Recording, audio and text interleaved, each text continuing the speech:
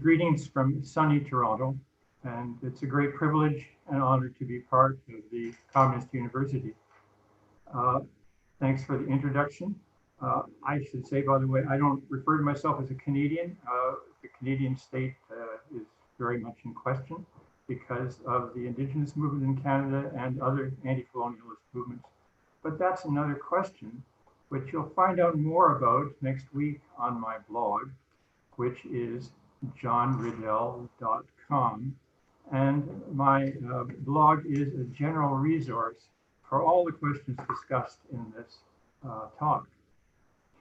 Now, my topic is how the Comintern's United Front policy took step.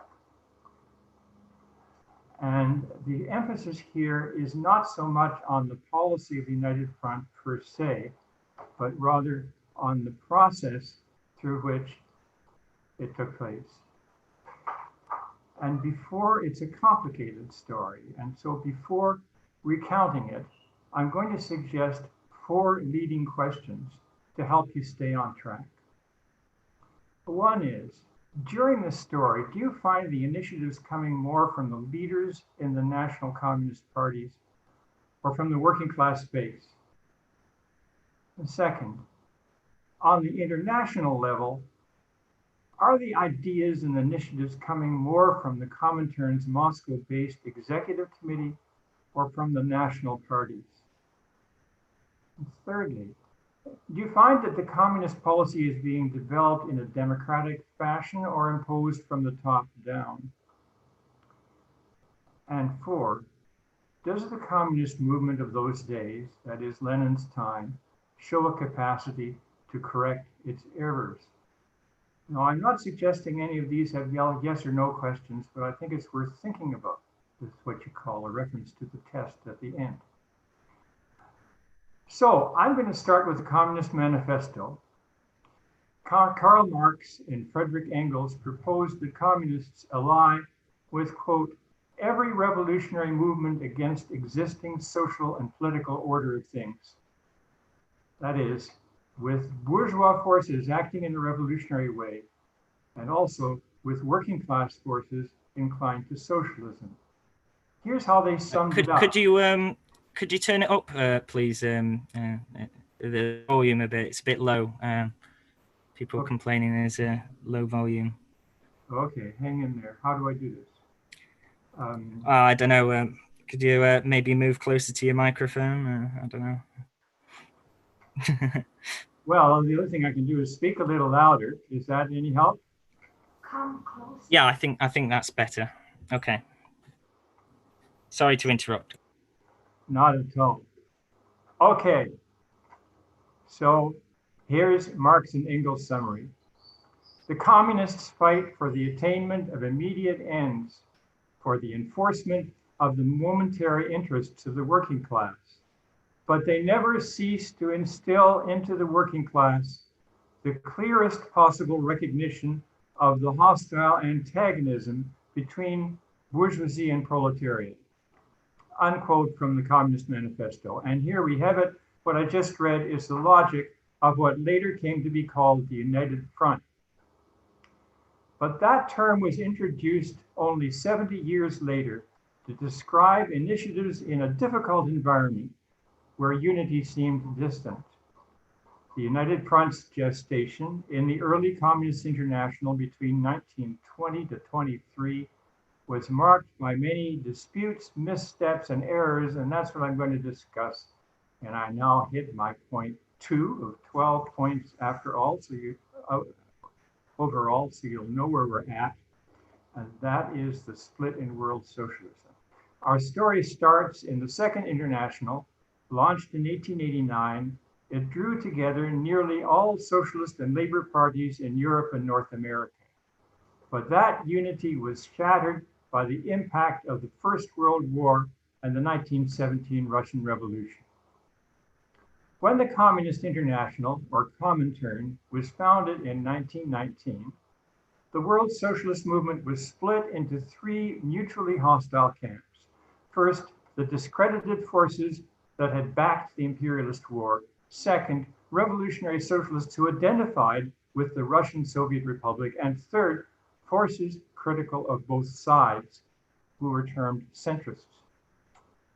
In late 1918 and 19, a tide of revolution swept across Europe, inspiring communists with hope that the workers' power would quickly spread westward across Europe.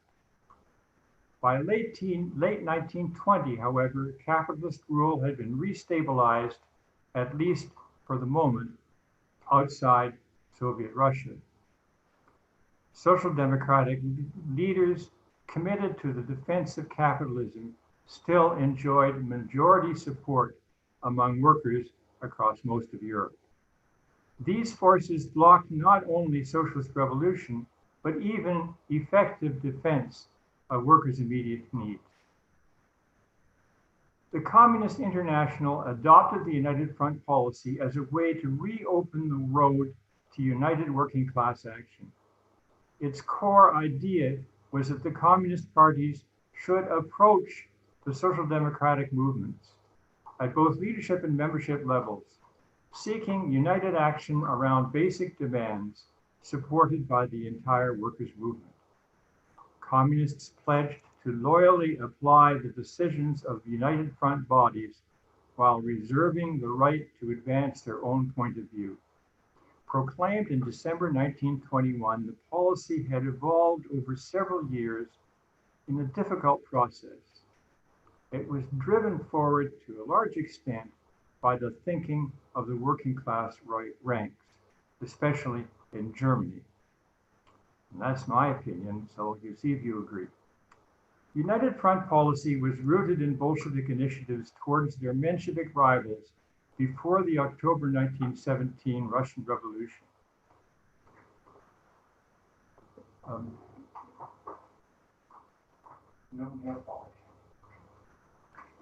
Sorry. The Russian Soviets of 1917 were a type of United Front. The October Revolution was organized by a Soviet United Front subcommittee, and it led to a coalition government of the Bolsheviks with a peasant-based socialist party. There was a similar prehistory in Germany, where the United Workers and Soldiers Councils led the revolutionary overthrow of the German and Austro-Hungarian empires in November 1918. This unity was soon shattered by the armed assault against German workers' councils organized by the Social Democrats in the months that followed. The first step to heal the breach came from Hungary, and it was initiated, paradoxically, by the Social Democratic forces. In a country shaken by war, economic collapse, and revolution, the Hungarian Socialists, a party aligned with the Second International, asked the Communist Party in March 1919 to join them in forming a government, and moreover, to seal the pact through an organic fusion of the two parties. The Hungarian communists agreed. They dominated the joint government based on workers' councils that ruled for 4 months until its overthrow by invading capitalist armies. Comintern writers criticized the unprepared top-down fusion of the communist and socialist forces, which had eliminated the communists as an independent force while leaving the regime vulnerable to betrayal. But were the communists wrong to consider a governmental alliance with the socialists? Now, that was a vital question, and it was barely touched on in the discussion. The most explicit comment came from Comintern leader Karl Radek. A coalition government of this type, he said, was appropriate under some circumstances, but communists should not give up their separate organization. Now I come to point 3, which takes us a year later. During the months that followed, the Comintern focused its attention on drawing together revolutionary forces and gave little attention to alliances. In March 1920, however, the need for a coalition of workers' forces was posed again, first on a trade union and then a governmental level. Both times, The initiative came, once again, from the Social Democratic side. Germany's newly formed capitalist republic was under strong attack by rightist plotters. On the 13th of March 1920, they mounted a coup led by Wolfgang Kapp, which drove the government into flight. That evening, the SPD, Social Democratic-led trade unions called for a general strike to defend the republic. The Communist Party, amazingly, declined to rally to the strike.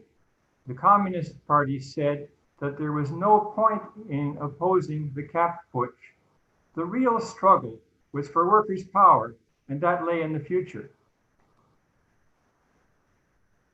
As workers across Germany rallied to the strike, the communists quickly corrected their error and soon played a leading role in joint workers' strike committees across the country.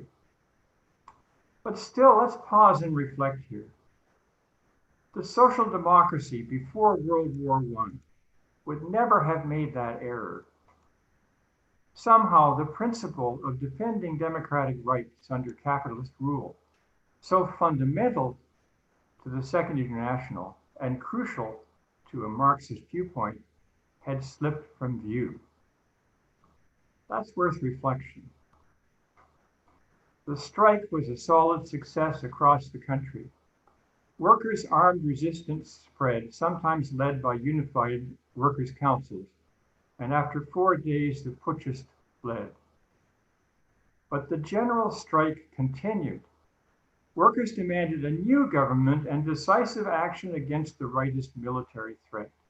Karl Legien, chair of the Union Confederation, proposed that the SPD's coalition with bourgeois parties be replaced by a workers' government formed by the SPD, the centrist USPD, and the trade unions.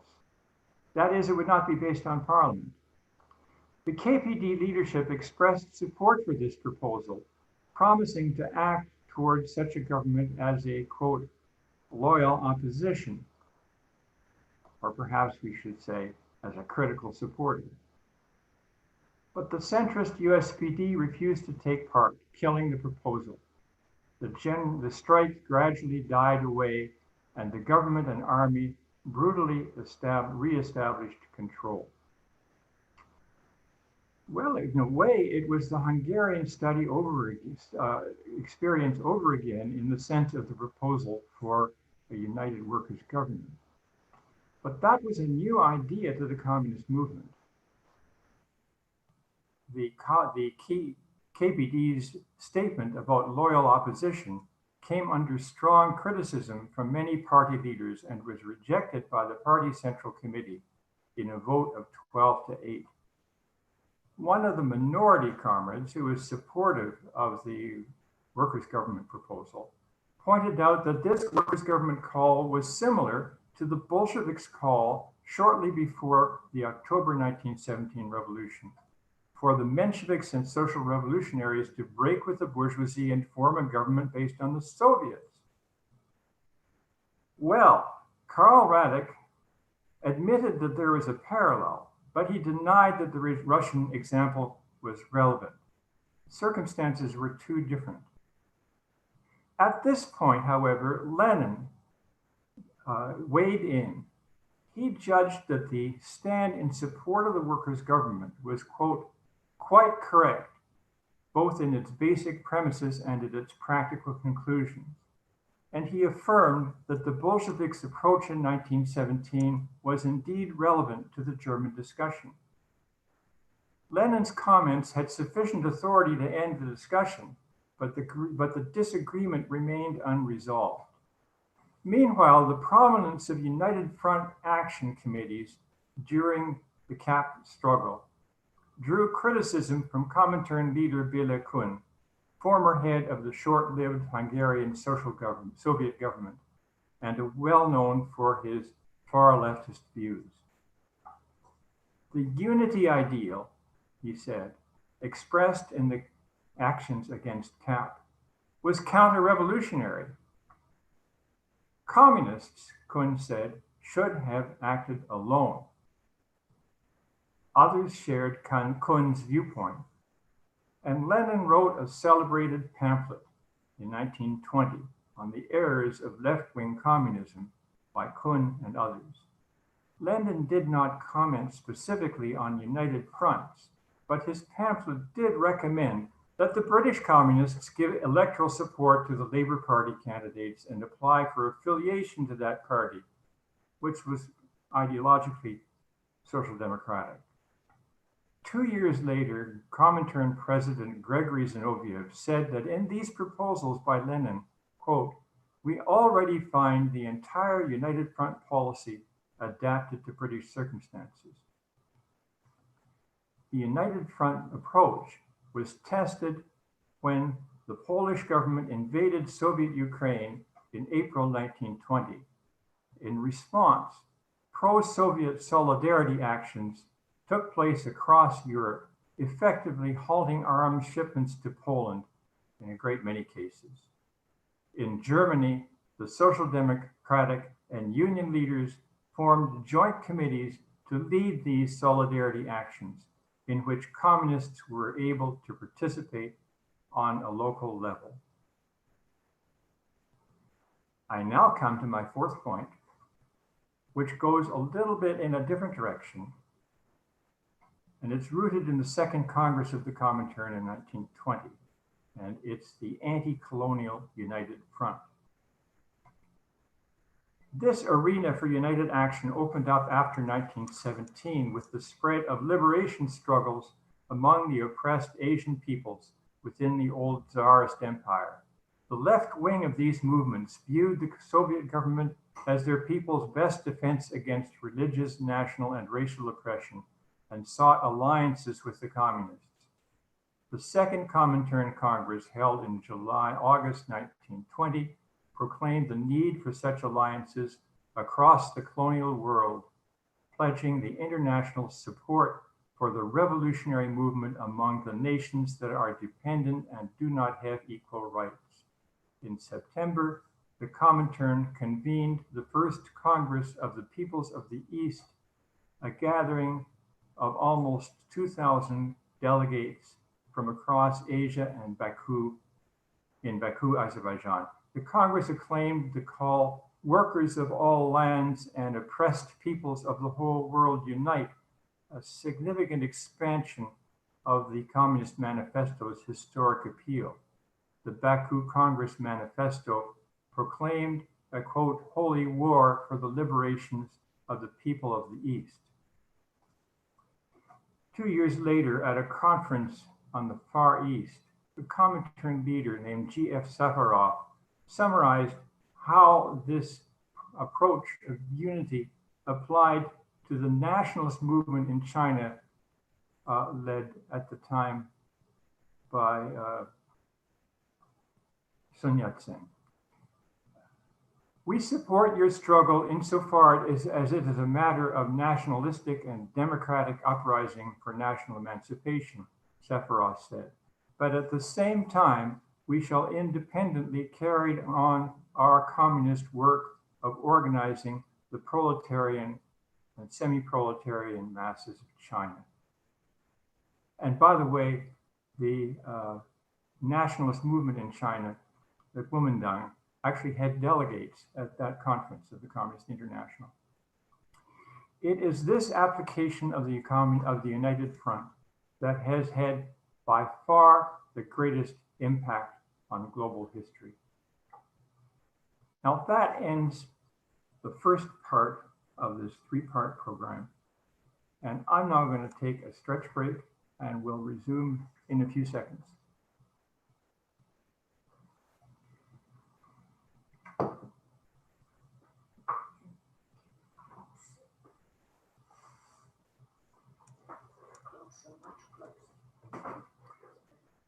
So how's the sound level? Good still, I think. Okay, this second section is called German Workers Take the Lead. And it starts with my point 5, the open letter. In the summer of 1920, the German comrades began efforts to recreate the fighting unity of the cap resistance. Workers in Stuttgart took the lead. One communist leader later recalled, "We did not then have any idea about a united front, but we instinctively applied this policy whenever there was a demonstration against inflation or wage cutting." The successful resistance to the cap putsch had given the revolutionary left new energy. A majority of the centrist USPD voted in October 1920 to join the Comintern and fused with the KPD in December, creating a united party with more than 300,000 members. Even so, the KPD enjoyed the support of fewer than 1 in 5 of workers in Germany. In 1920, the Stuttgart ranks took a promising initiative to break this deadlock. Communists in the local metal workers union petitioned the union's leadership for united action. The leadership of 25,000 Stuttgart metal workers responded by adopting 5 demands held in common by all workers, they said. 1, reduce prices for the necessities of life. 2, produce at full capacity and increase unemployment benefits. 3, reduce taxes paid by the workers and raise taxes on the great private fortunes. 4, establish workers' control of supply and distribution of raw materials. And 5, and I guess this was the key one, disarm reactionary gangs and arm the workers. The demands were overwhelmingly adopted by a General Assembly of Stuttgart metalworkers. Karl Radek remarked tellingly, if I had been in Moscow, the idea would not even have crossed my mind. Leading bodies of the unions, the USPD and the SPD, at first ignored the Stuttgart initiative. In the local union bodies, however, it found a warm welcome, and soon, according to an editor of the KPD's leading newspaper, quote, resolutions of support were piling up in our office by the hundreds. But the SPD and USPD found pretexts not to support the initiative. Impressed by the strong response to the Stuttgart initiative, the KPD central leadership, it was called the Zentrale, decided on 29th of December to initiate a generalized movement for united working class action. Although supported by Radek, the decision was opposed by many members of the party leadership on the grounds that the newly united party needed to focus on its own initiatives rather than searching for allies. The decisive Ruhr region, however, responded that actually they had already taken such an united initiative quite on their own. The result was an open letter of the KPD to other workers' parties and 4 trade union federations, calling on them to come together in actions to fend off the boss's offensive against workers for demands similar to those in the Stuttgart Appeal, in order to achieve, quote, the minimum that the proletariat must have now in order not to perish. Once again, the response from the national leaderships was negative. Yet this did not stem the wave of support from rank and file union and social democratic organizations, and the KPD soon reported that more than 2 million workers were on record as favoring the open letter demands. Soon there was motion in the social democratic camp. The SPD appealed for aid to destitute unemployed workers. A Berlin Assembly of Factory Council representatives called for united national action to counter unemployment. On February 26, 1921, the union's executive committee published 10 demands to combat unemployment. And you'll hear of those 10 demands again. The KPD, while criticizing the demands, declared that it would do everything possible to support them and help achieve their victory. No major action resulted. The SPD leadership viewed the United Front campaign as partisan, an attempt to shift the relationship of the forces in the KPD's favor. And there was a kernel of truth in this. Only by radically increasing its influence in unions and the working class could the KPD gain leverage it needed to achieve united action and create the conditions for a revolutionary victory. To work through these contradictions required time. And in March 1921, for the communists in Germany, time suddenly ran out. Which brings me to my point 6. March 1921, the setback for unity. Even as the German communists' campaign for unity scored gains, there were increasing calls in the KPD for the party to take bolder initiatives in struggle, on its own if necessary. The strain between these two approaches reflected divisions within the German working class as a whole. After the defeat suffered by revolutionary workers in early 1919, the class struggle remained deadlocked for 4 years. The objective conditions cried out for revolution, but the working class was unable to break through. And as to what to do, workers were divided. In the words of Comintern leader Clara Zetkin, the workers were almost desperate, yet unwilling to struggle. A member of the left opposition within her party later commented, "Everything was bogged down. We faced a wall of passivity. We had to break through that wall, whatever the cost." In a discussion with Zetkin, Lenin referred to discontented, suffering workers who feel revolutionary, but are politically raw and confused. World history does not seem to hurry, as they would wish. But the discontented workers think that your party leaders don't want it to hurry.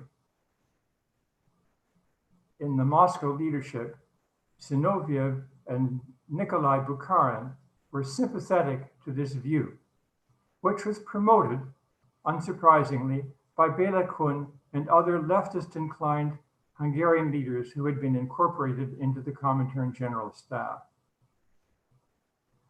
Kun's concerns were shared by a new leftist opposition in the KPD, dominant in the decisive Berlin area region, which opposed the open letter policy. These views found support in the Comintern executive in Moscow, where there was talk of the KPD's, quote, alarming wavering towards opportunist tendencies and an element of passivity. Bukharin and Zinoviev echoed these views, while Radek defended the open letter. Lenin sent a message terming the KPD's tactic absolutely correct, which prevented its condemnation but resolved nothing. In late February, tensions in the German party came to a head. A new leadership took the helm, formed of those favoring what was now becoming known as the, quote, theory of the offensive. That is, the notion that communists, even with only minority support among workers, should launch an all-out assault on capitalist power. So, less than 2 months after its adoption, the open letter had been dumped. In March, the policy of offensive action was put to the test in Germany in conditions of great social tension. The party geared up for a showdown. The Comintern Executive Committee in Moscow intervened. And when I say executive committee, the reference is always to the Comintern leadership in Moscow. 3 executive committee emissaries arrived from Moscow, Bela Kun and 2 others sympathetic to his ultra-left views. They threw their full authority behind the drive for a revolutionary offensive. The government offered a provocation, an attack on workers' strongholds, in Saxony. The KPD responded with a call for an insurrectional general strike. Across Germany, worker ranks were deeply divided and only a minority followed the KPD call. In some cases, communist activists seeking to enforce a strike clashed with workers trying to enter the factories. The strike failed.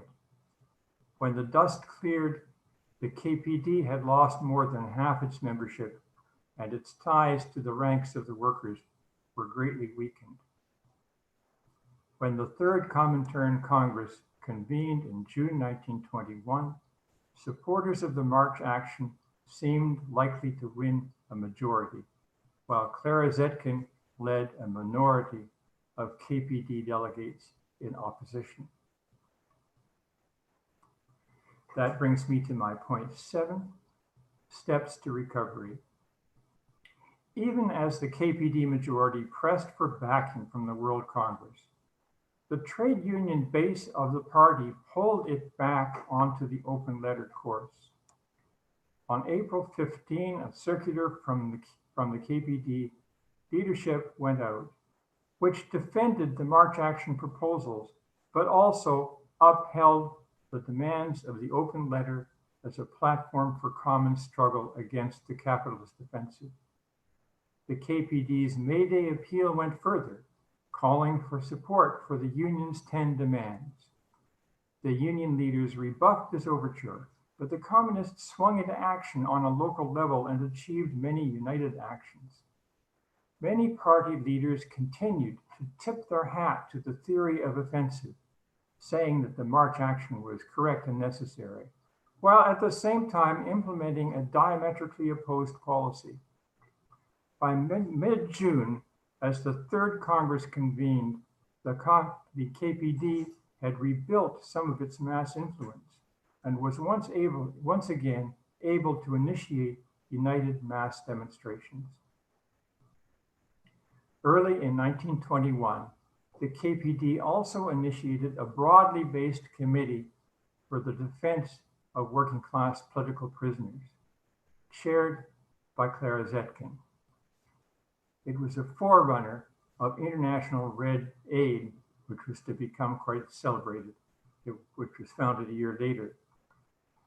This was perhaps among the most successful united efforts of the Communist International. It was particularly renowned for its defense of the anarchists Sacco and Vanzetti.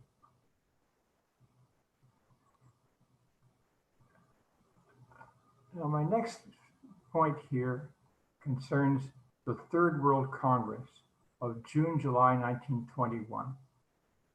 It was dominated by debate on issues arising from the March action. Bolshevik leader Leon Trotsky later wrote that at the start of the Congress, the prevailing mood was to generalize the KPD's March policy, which was, quote, Trotsky said, an attempt to create a revolutionary situation artificially, to galvanize the proletariat, as one of the German comrades put it. This view, defending the March action, was argued by the German leadership majority, with initial support from Zinoviev, Bukharin, and Radek. The opposition to this course was led by Lenin and Trotsky in the Russian delegation and Zetkin in that of the KPD. The Congress decision, which sought to quell ultra-left impulses, was summarized in a sentence of its theses on tactics. Quote, at the present moment, the most important task of the Communist International is to win a dominant influence over the majority of the working class and involve the workers in direct struggle. End of quote. A strategy summed up in its slogan, to the masses, which is also the name of my edition of the proceedings of that Congress. I'm going to post the introduction to that book in a couple of weeks. Two aspects of the Third Congress decision prefigured the United Front policy adopted by the International 6 months later. First, the Theses on Tactics endorsed the KPD's open letter as an, quote, excellent example of its strategy. Second, the Theses articulated a new conception of a type of program that communists should advance in a period of preparation for a struggle for power. The heart of this approach was summarized in a single sentence. In place of the minimum program of the reformists and centrists, the Communist International proposes a struggle for a system of demands that in their totality undermine the power of the bourgeoisie, organize the proletariat, and mark out stages in the struggle for its rule. This strategic vision came to be known as a program of transitional demands. And my eighth point is the impact of the Congress in Germany. The Third Congress did not end the conflict within the German party and the Comintern leadership. Yet a KPD Congress in August adopted a 12-point program for a struggle against hunger and poverty as a basis for efforts towards united action both nationally and locally. Hours after the Congress closed, an ultra-right organization assassinated a leading German bourgeois right-wing politician called Matthias Erzberger, whom they hated for having signed the armistice ending the First World War. The KPD's newspaper immediately called for united action, including with the Christian trade unions linked up with Erzberger's pro-Catholic Center Party. In Berlin, all three workers' parties called for a united demonstration, which drew no less than 500,000 participants. Marches and strikes across Germany embraced about 5 million protesters. During the months that followed, the KPD resumed fully the course of the open letter, and its initiatives for united action made encouraging headway. Among the most successful was an international campaign for aid to Soviet Russia, launched on the 27th of July in response to a widespread famine in war-torn Soviet Russia. A wide range of non-communist intellectuals, including, I believe, Albert Einstein, and workers, rallied to support this effort. A leading role in this work was played by the Communist Women's Movement, led by Clara Zetkin. The Comintern women scored similar successes in building broad support for the International Women's Day and campaigns for women's political and reproductive rights. I believe that the women's wing was generally in the lead on United Front questions. A document on this process will make up the 9th major volume of the Comintern Publishing Project, which will appear next year, edited by my colleague, Mike Tabor. And that ends the second part of this presentation. And I am going to take a sip of water, and perhaps you too, and I will be back in a very few seconds.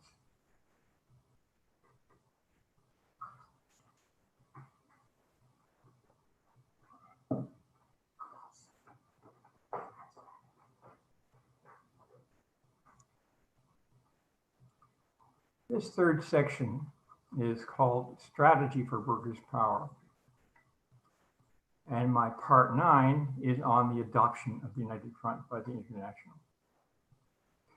Recalling 2 years later, in 1923, the 1921 United Front discussions in the Comintern leadership, Gregory Zinoviev said, quote, "Actually, I had misgivings then. Much was not yet entirely clear. It was a difficult transition, and we went through an intense inner struggle." End of quote. No record is available of how the Bolshevik leaders came to agreement. However, at the end of November 1921, Zinoviev, Radek, and Bukharin proposed the Bolshevik parties to the Bolshevik Party's political bureau that the Russian party support extension of the German United Action Policy to the Comintern as a whole. The bureau's motion, drafted by Lenin, approved this course and also directed directed Bukharin to write up the Bolsheviks' pre-1917 experience of blocs with the Mensheviks. It appears in the Executive Committee's United Front resolution adopted later that month, which you'll find in no less than 2 of the volumes in our series and also online. Bukharin's write-up evoked little discussion, and the Bolsheviks' United Front experience in the revolutionary year of 1917 remained unexamined, hardly examined, in fact, to this day. On December 4, Zinoviev recommended to the Comintern adoption of the United Front. The discussion featured a debate on whether transitional demands should be included in the Comintern program. Radek said yes, Bukharin said no. Radek's position won out. Theses on the United Front were presented for a vote and adopted on the 18th of December. The written theses bore the mark of Zinoviev's thinking, motivating the United Front on the basis of the current conjuncture in a defensive situation. The workers' government slogan was endorsed, although only for Germany. The KPD's experiences in pressing for united action were not mentioned. My point 10 is another aside, the challenge of fascism. Well, it's not an aside, it was actually central. Hardly a mention was made during the United Front discussion of the rising fascist movement then terrorizing and destroying workers' organizations across Italy. The question did come up, however, at the December Executive Committee meeting. Italian delegate Egidio Gennati had argued that there was no basis for United Front policy in Italy. Bukharin responded, "In a country where fascists are shooting down the workers, where the entire land is burning, the mere existence of the fascist organization is enough for us to say to the workers, let us unite and strike down this riffraff." Bukharin's suggestion fell on stony soil. The Italian communists, then led by Amedeo Bordiga, held to their view that communists should conduct an anti-fascist resistance on their own, without alliance with workers' groups outside their ranks. When workers spontaneously formed anti-fascist combat groups, the communists opposed them. The passage on Italy in the Executive Committee's United Front resolution of 18 December did not mention fascism and praised the Italian communists for implementing a policy to which they were, in fact, strongly opposed. Bukharin took up this failing in a subsequent letter to the Italian party, but there was no follow-up from the Executive Committee. The Italian communists' failure to carry out united initiatives for united anti-fascist resistance contributed importantly to Mussolini's triumph in November 1922. At the Fourth World Congress that convened later in November, the need for an anti-fascist united front was raised not by the Italian CP and not by the Comintern Executive Committee, but by communists from Germany, Czechoslovakia, Austria, and Switzerland, who secured adoption of their position as the Congress ended, too late for inclusion in the resolutions. 6 months after Mussolini's triumph in Italy, a celebrated address by Clara Zetkin finally provided the Comintern with a clear stand for unity against fascism. Okay, my point 11 on, it's called three-part strategy. The Comintern's new United Front policy encountered far more opposition in the member parties than it had in the Comintern Executive Committee. One of the most frequently voiced objections was that the United Front should be built from below rather than from above. That is, social democratic workers should be recruited directly to communist campaigns without any reference to their organizations. Executive committee leaders responded that it was precisely the impossibility of forging effective unity in this way, quote, from below, that made a formal approach to the social democratic leaderships necessary. At an expanded plenum of the executive committee in Moscow in February-March 1922, the United Front was the main agenda item. 105 delegates attended from 36 countries. Among the 5 most influential Comintern sections outside Russia, the French and Italian parties opposed the United Front, and the Norwegian party majority believed it was fine but did not apply in Norway. In Czechoslovakia and Germany, significant minorities resisted the policy. Opinion was similarly divided in smaller parties. At the close of the conference, the United Front was adopted by a vote of 46 to 10. The executive committee made no attempt to force member parties to apply this policy. However, through a succession of discussions and experiences in the national sections, acceptance of the United Front policy widened. At the Fourth World Congress in November-December 1922, the debate was not on whether to have this policy, but on how to utilize it. The Congress moved to apply the United Front concept to a broader range of situations, not just a working class retreat, but during its forward march to power, not just through immediate, but also through transitional demands which question capitalist property rights, not just placing demands on the regime, but replacing the regime with the workers' government. How is such a transitional program to be implemented? Here, the Comintern grasped the concept of a workers' government raised in Germany during resistance to the Kapp-Putsch. Such a government would rest on the mass movement of working people and act to meet their needs. It could be based on workers' councils, as in Russia, but winning a parliamentary majority might play a role in its establishment. In any case, it would be a transitional government striking blows at capitalist power and seeking to open the road to full workers' power and socialism. A year later, in 1923, the Comintern broadened the formula to encompass possible workers' and farmers' governments. The Comintern thus tied together United Front, transitional demands, and workers' government in a single strategic arc, reaching from today's movements to a struggle for power. And I now come to my final point, which I call troubled legacy.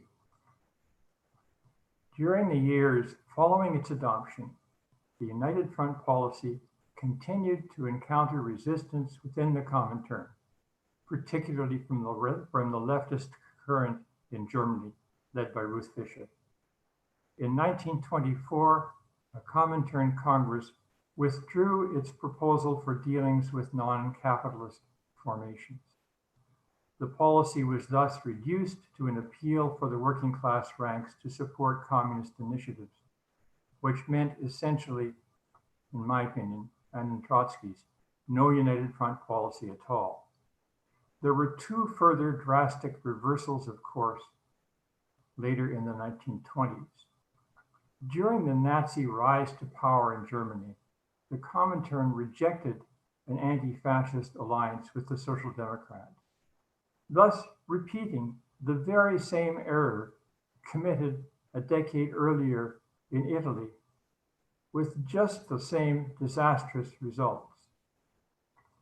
In 1935, the Comintern switched to what it called a People's Front policy, which involved unity not only with other workers' parties, but with a wing of the imperialist bourgeoisie, which seems to me to violate a basic principle of the Comintern in Lenin's time. This approach is still found today among some communist groups, such as the Communist Party of Canada, who rest on the heritage of the later Comintern. Given this confused legacy, we need to seek guidance from the original presentation of the United Front in Lenin's time.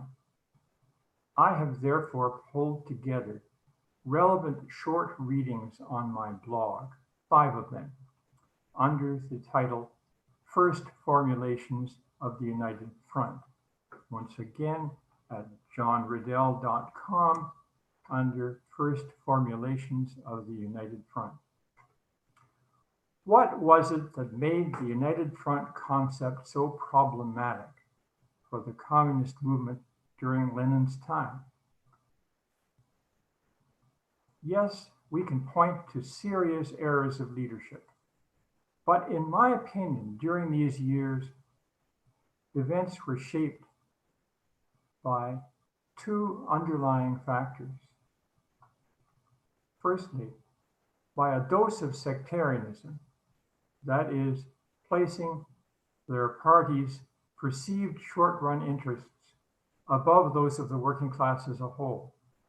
And second, and I believe this is actually the most decisive, the very widespread impatience for action among the most militant minority of workers and also among many rank-and-file communists.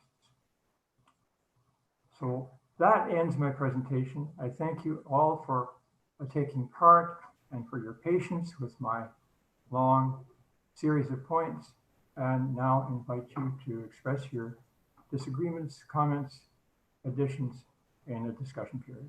Thank you. Okay, right. Okay, so I've got a few down for discussion. So if we could start moving attendees over to the panel, and if you could indicate in chat if you want to speak. There's plenty of time. Okay. Okay. Got some more.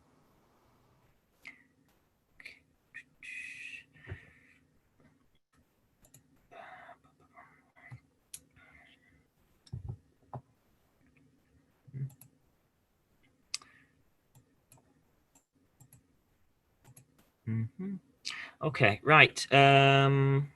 Let me just move some people. There you go. Right. Okay.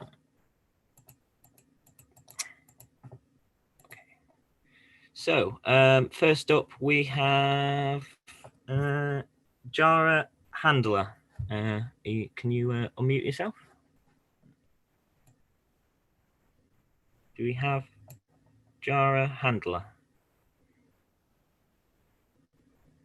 Oh, it's not connected through audio. Okay. In that case, then, anyone else to speak?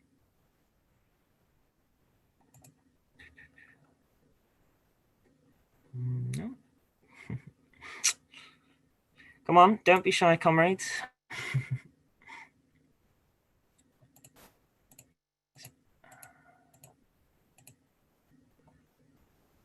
Okay, Anthony Brain. Can you speak? Anthony? Oh dear. You're not unmuting yourself. Can you unmute? No? Okay, well, in that case, Mike McNair, yeah, can you? I've unmuted. Right, Anthony, excellent. Right, okay, there you go. I think the first thing I did reading the first two congresses of the Comintern is that Lenin made sure and Trotsky that the revolutionary parties and the reformists and the centrists couldn't dominate in terms of reformism. And one of the conditions for joining the Comintern is that you supported the colonial revolution against imperialism, the imperialist generation of the Second International. But I think that'd be useful to discuss some of that. It was at the third and fourth Congress, as you said, John, that they fought the ultra lefts. But I think the interesting thing is we're coming back to Lenin's and Trotsky's politics today with the war crisis of capitalism and the class troubles everywhere. And you've got to post demands on the reformist leaders. I mean, if the left has a proper united front with the Social Democrats against plague, a long time ago. But it led to a right shift rise of fascism and just right-wing Tory, more right-wing Tory government. But you got to post demand on the reformists to improve the conditions and mobilize millions of workers. And now that situation. But when there's revolutionary convulsions, in Germany, I'll finish on this. In Germany, the SPD had the Republic, Kaisel, and the Communist Party nearly seized power, and then the Communist Party they gave it a republic, so they can make all kinds of manoeuvres in order to survive a major reform. You have to go through to defend the gains of the working class, but you have a transitional method in order to win the masses over. But a lot of those debates are more relevant than ever now. We're moving into the time where we've got mass revolutionary parties on the same politics. We haven't got the trading now, but the getting issues are more right. And it was an intellectual shift. Any shift now, the intellectual code, if that's resolved, there's big possibilities ahead. I'll finish there.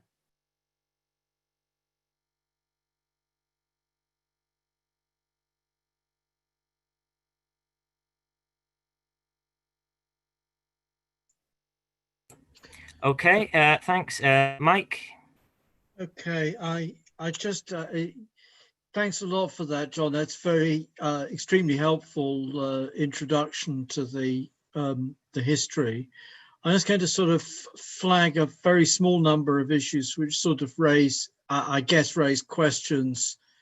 One is in relation to the workers' government, and you draw on the issue of the question of all power to the Soviets and the coalition government of October, November 1917. But of course, in a sense, the difference is that by February, March 1917, military discipline has largely broken down in the Russian army. And there's order number 1 of the Petrograd Soviet, which limits the power of the army officers in place. And the difference in relation to the Western countries, as far as I can see, is that by and large, military discipline hadn't broken down. There's, or how should I put it, in the German Revolution, military discipline had broken down in the sections of the armed forces which made the November 1918 revolution, but that the Western Front Command had retained actual practical control of their army. And the problem is then if you go into government with the coalition partners who are loyal to the state under conditions where the structure of the security forces is still basically intact, it's not at all clear that you do anything other than repeat Milan, that you simply take on yourself the responsibility for whatever measures necessary. You're not, there does seem to have to be, and this relates to the second question,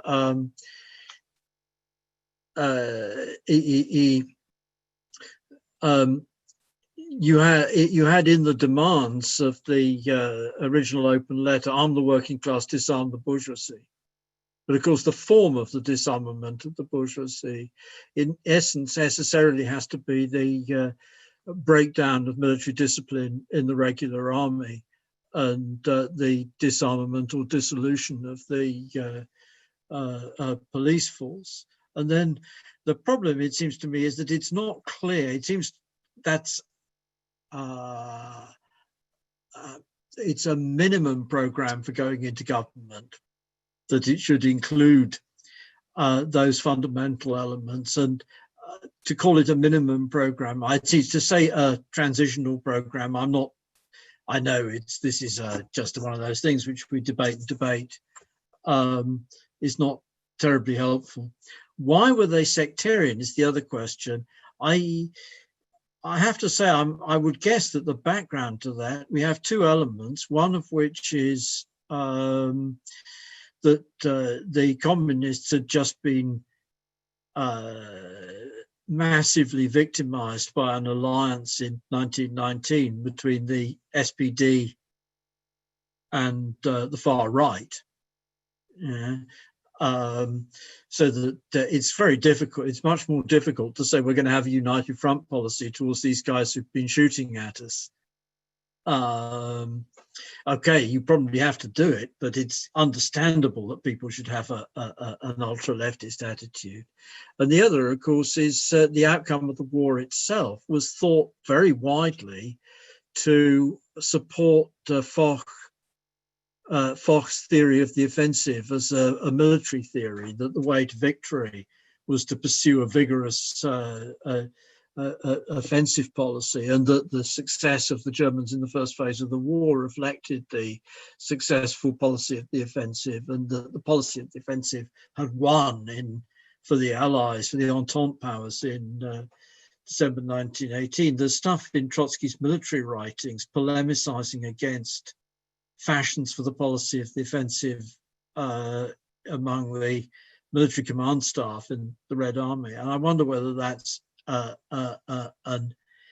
element of impact in there. It's, in a sense, there's all of this stuff. It's strategically, the question which is strategically fundamental for us is unity in action, but also unity in action which doesn't depend on us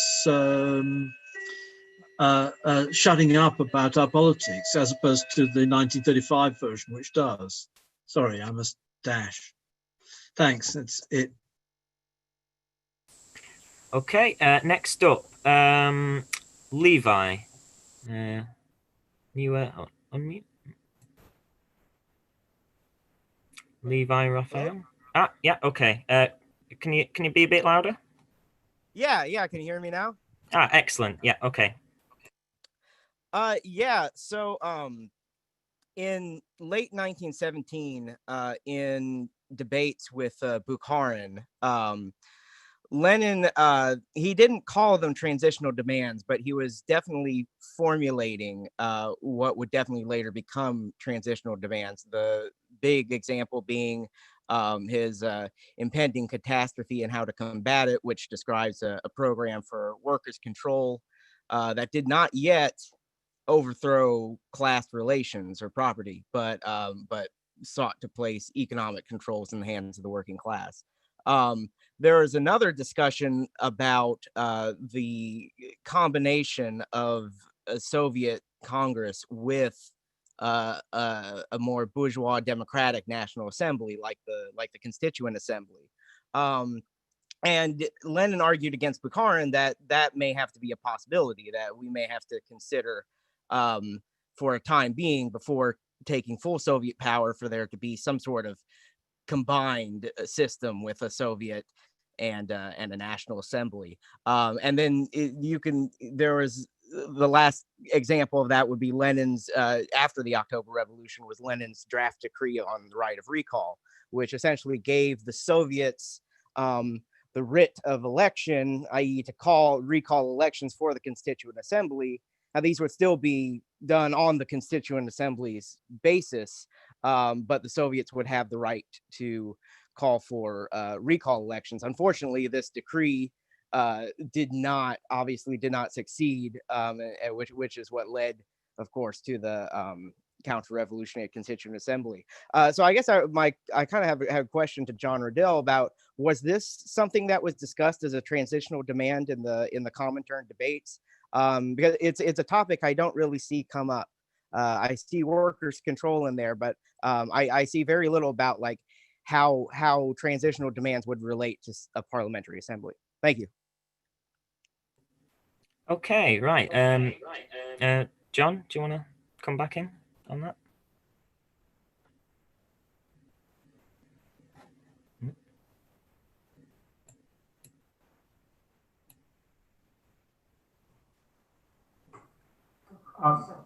These are very interesting comments. Thank you very much.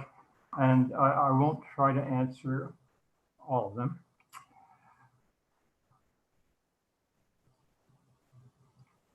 I thought it was very helpful that Mike McNair raised the question of the significance of the February Revolution in Russia in 1917. Now, you have run, there have been some articles on this by Lars Lee in Weekly Worker, and they're also found in my own blog. And I find his approach generally convincing that the significance of the February Revolution among Marxists has been perhaps underestimated in the decades that followed. It was certainly noticeable that the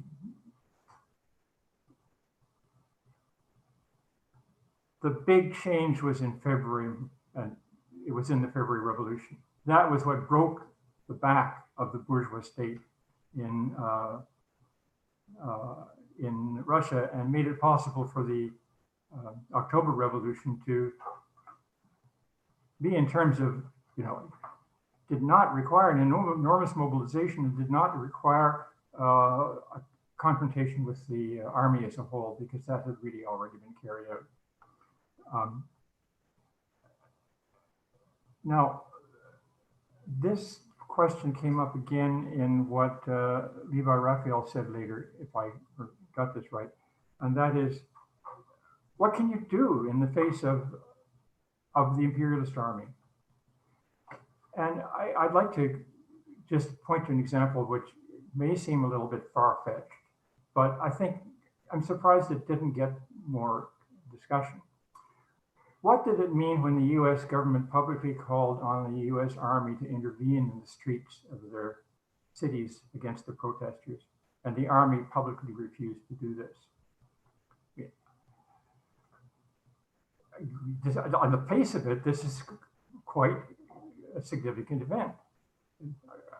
When was the last time that the US Army refused to carry out instructions of the civilian government? I don't know. I think it did. I think it just did. Why would it have done that?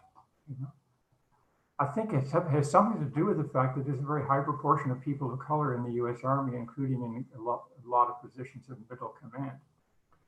That perhaps the performance of the army in such a confrontation with anti-racist protesters would not be completely predictable, and that the army would respond in such a situation out of concern not so much for the government, but out of concern for itself, that the generals would act to preserve their own instrument.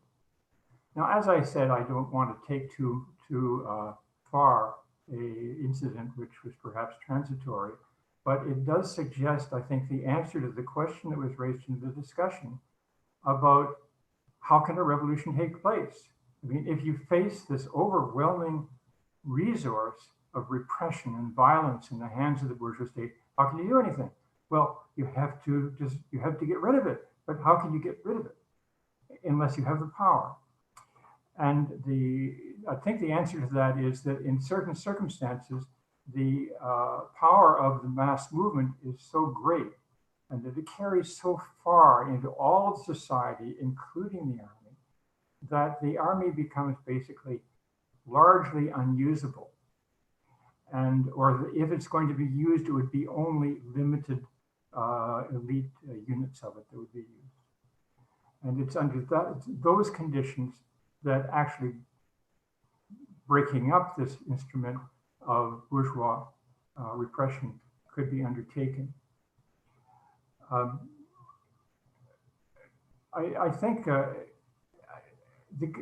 in the Fourth Congress proceedings, which have been referred to, and it's also on my blog, the wording of the resolution on the workers' government tries to allow for this by emphasizing that the workers' government would rest not on Parliament, but on the mobilized mass movement. Obviously, if the workers' government rests on Parliament, it will have no power.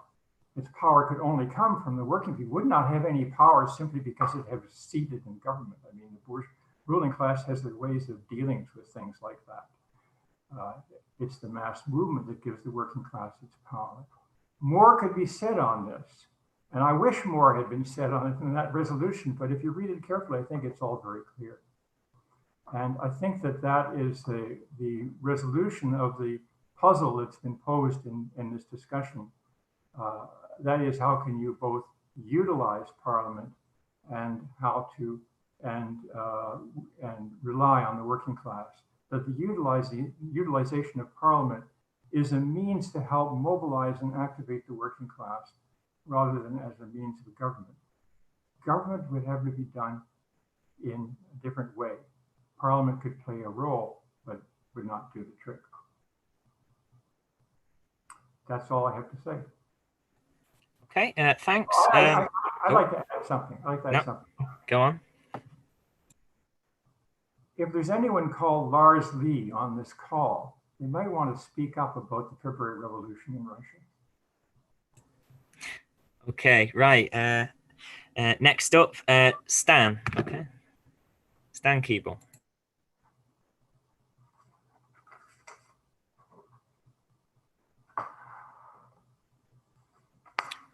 Stan, can you unmute yourself? Mute myself. There you are, talking to the camera. Yeah, a number of points I want to talk about. It's interesting. You've described the United Front strategy, and it becomes a strategy for revolution, a transitional strategy for revolution, like that. We're engaged at the moment in arguments in the Labour Left Alliance. Had a debate yesterday, actually, which touched on this question. What was it? There's comrades putting forward using the word transitional. Okay, as we know, I mean, I'd be interested to know how you compare the use of the word transitional demands, or as argued in 1917 to 21, that sort of stuff, with what Trotsky had in his transitional program in 1938, the death agony of capitalism and all that. There's that question, and the minimum maximum. So a minimum maximum program, which appears to be an alternative to Trotsky's transitional program, is described as minimum set of demands that don't challenge capitalism, and maximum jumps straight to full communism, which is obviously a misrepresentation of the minimum maximum program. So, and I'm going to mention what I understand of it, which is not all that, but as far as I know, the minimum maximum was the program of the German SPD, as guided by Engels while he was still alive, for example. So I regard that as a maximum, as a Marxist program. Russian Social Democratic Labour Party, they had programs. Didn't they have minimum maximum program? Is there something different about it? Is that not what Comintern was supporting in its discussion about the United Front in its early congresses? Are you saying it was different to that? Now, with the, I'm Labour Party Marxist, as you probably know, or maybe not. But I would support the CPGB's draft program, which puts forward immediate demands. Immediate demands are supposed to be, it's understood as the conditions is what the working class needs to fight for now under capitalism. Doesn't necessarily, taken on their own, it doesn't necessarily mean capitalism couldn't give them as concessions, couldn't be forced to concede them, but they do amount to a challenge to capitalist power. But they're also the conditions for a workers' government. In other words, we wouldn't want a workers' government which, unless the movement is strong enough to be able to sustain it and deliver those, meet those conditions. So you want a workers' government in order to be able to deliver that program. Whereas the maximum program is all about reaching a classless, stateless, moneyless society at the end of the long process of withering away of the state. In other words, the lower phase of communism leads to the maximum program of communism. And what we have in the LLA debate is comrades saying, don't talk about the future communist society. Oh, I believe in it, but don't talk about it because that will put people off, that workers won't understand, the ordinary worker won't understand. Well, that's, I don't buy that, but that's what comrades are saying. And then, I want to get your take on it, John. If you find a contrast between the argument about transition in the early Comintern, about these, as you call it, came to be known as transitional demands, how does that relate to Trotsky's program, and how does it relate to minimum maximum program, which I understand as the essence of a communist program? Now, when it comes to the conditions for a workers' government, we have to look at the program of the Morning Star Party, that's the CPB, Communist Party of Britain, for example, which is very similar to what Militant used to put forward when it was embedded in the Labour Party before it was chucked out. And they talk about a series of Labour governments. So you get a Labour government running capitalism, which then leads to a more left-wing Labour government, then a more left-wing one. And this, of course, doesn't work. What happens is they go more and more right-wing, and they running capitalism, they have to attack the working class. So this is the opposite of having conditions for a workers' government. It's saying, let's get Labour in anyway, and it will supposedly make a difference to people's lives. But it doesn't, it makes the wrong kind of difference. I remember the 70s very well when Wilson government and then a Callaghan government led back to Thatcher. And that's not the exception. That's what normally happens with Labour governments running capitalism. There you are. So the conditions for a workers' government, yes, that's immediate demands. Transitional demands, is it different between 1917, 21, that period, and 1938? Thank you. Okay, Henry Lowy, please, next. If you could unmute yourself.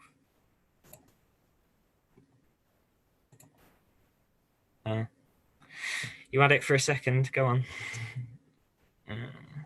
There you go. Is that better now? Yes, excellent. So, hello, everybody. Hello, John. Greetings from Toronto. So you mentioned the incident of an attempt to apply a policy of united front from below only, and you discussed briefly the wrongheadedness of that approach. You did not really discuss attempts or efforts to promote a united front from above only, although I presume there were such attempts at some period in time. I'm wondering if in the early years of the Comintern, during the period that you've discussed, there was any useful presentation of the need to apply a united front policy both from above and from below, or both from below and from above, and why that has the potential of driving the revolutionary movement forward. So my question is simple, two questions really. Do you have examples of attempts to apply a united front policy from above only? And do you have any records in the early years of the Comintern of it trying to, present in some kind of comprehensive manner the need for applying a united front policy from above and below, or from below and above? Thank Okay, next, Jim Cregan, if you can unmute Yeah, yourself. hi. Can you hear me? Yeah, good. Okay. Greetings from New York, comrades, and I'd like to thank John Riddell for a very rich presentation. I want to speak a little bit about the United Front and frame it according to my understanding, and then later, if I get a chance to speak a second time, I want to make some remarks about the transitional demands. This is how I understand the development of the United Front tactic.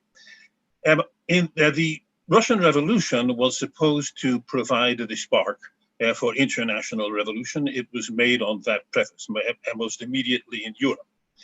After the defeat of the German Revolution in 1918 and the Hungarian Soviet Republic, it became evident that this was not going to materialize immediately.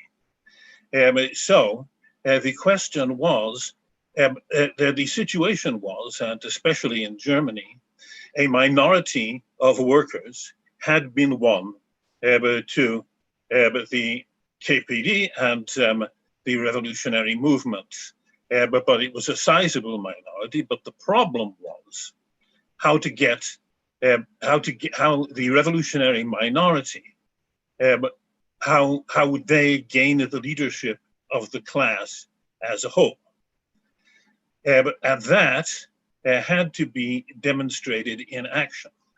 And their dilemma was to demonstrate it in action at a time when the working class was on the defensive. And to take the lead, first of all, in those defensive tasks. Now, this did not mean that they were dissolving the difference between themselves and the social democracy, which they still regarded as the agents of the bourgeoisie within the working class movements, because of the counter-revolutionary role that they had already played. But they were faced with the situation where the majority of workers still adhered to the leadership of the Social Democratic Party. So the tactic was to propose united actions, but both to the rank and file, but also to the leadership, because the rank and file of the Social Democratic Party would follow their leadership, in the defensive tasks of the working class, both economically and politically. And by taking the lead in that campaign for defense, also simultaneously exposing, and by promoting the need for working class unity, but by simultaneously exposing the social democratic leadership, but not through propaganda, but in action. Because if the defensive actions of the United Front led to a situation, as the Comintern believed it ultimately would, where the working class had to go on the offensive, and workers saw that need, but the social democrats would ultimately desert. But then the inadequacy of their leadership would be demonstrated in action, rather than merely by propaganda. So the United Front is not merely a tactic for working class unity, although it certainly is that, because that is the objective need of the working class. But it is simultaneously a way for the Communist Party to gain the leadership of the working class and to expose the inadequacy of social democracy in accomplishing the immediate tasks that are presented to the working class. Okay, right. Okay, John, do you want to come back on that?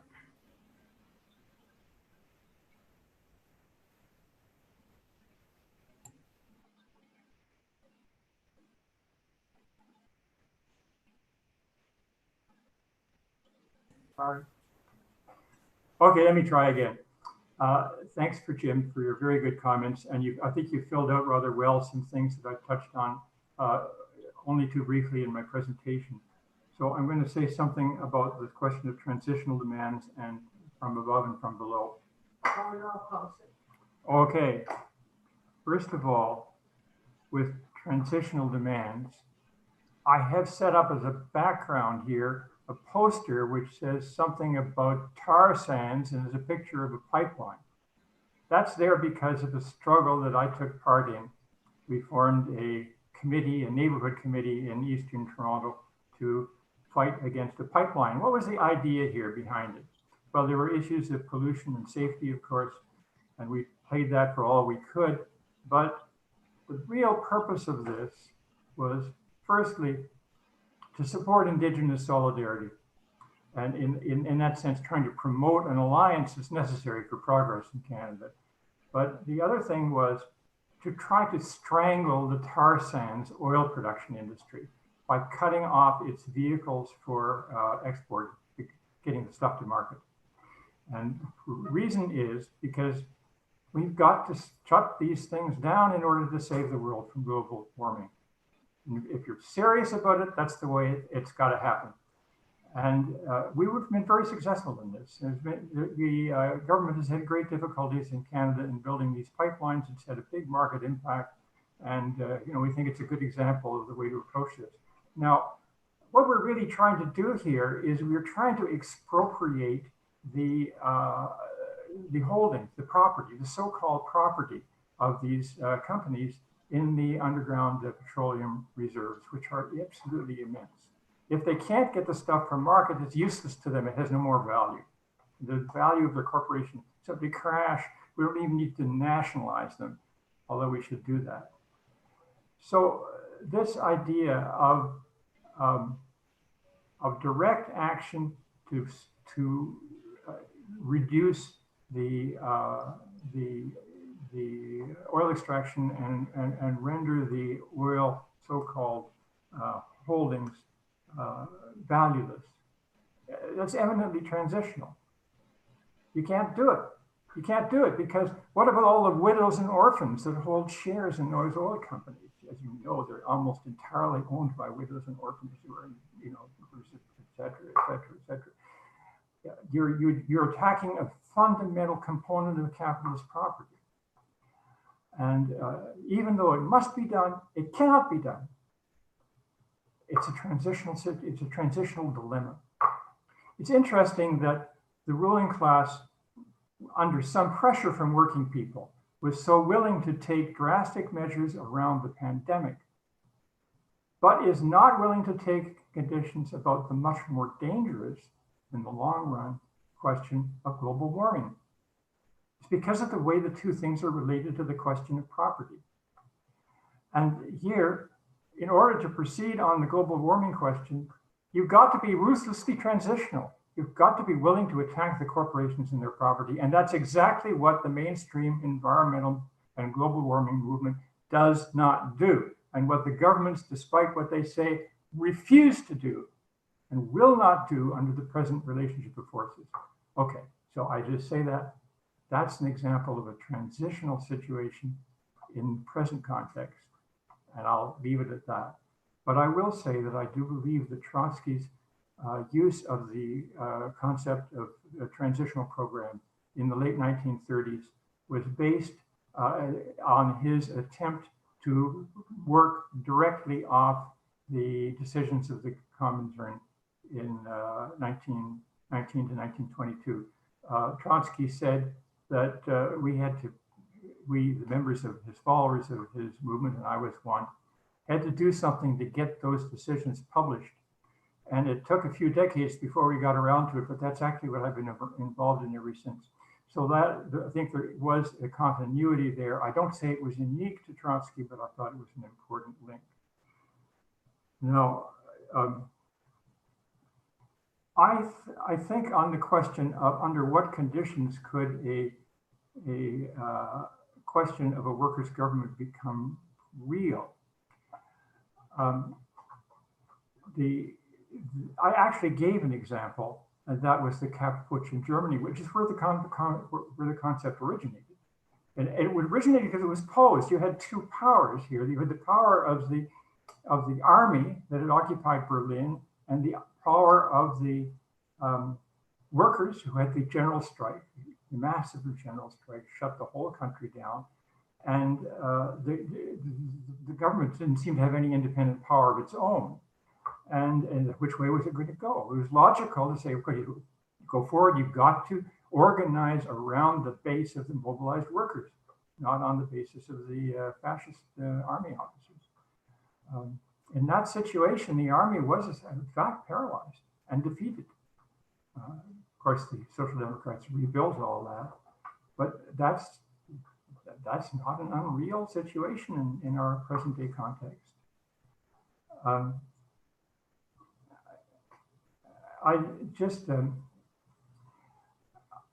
I don't see too much in the discussion of minimum and maximum and transitional programs sort of on a formal sense.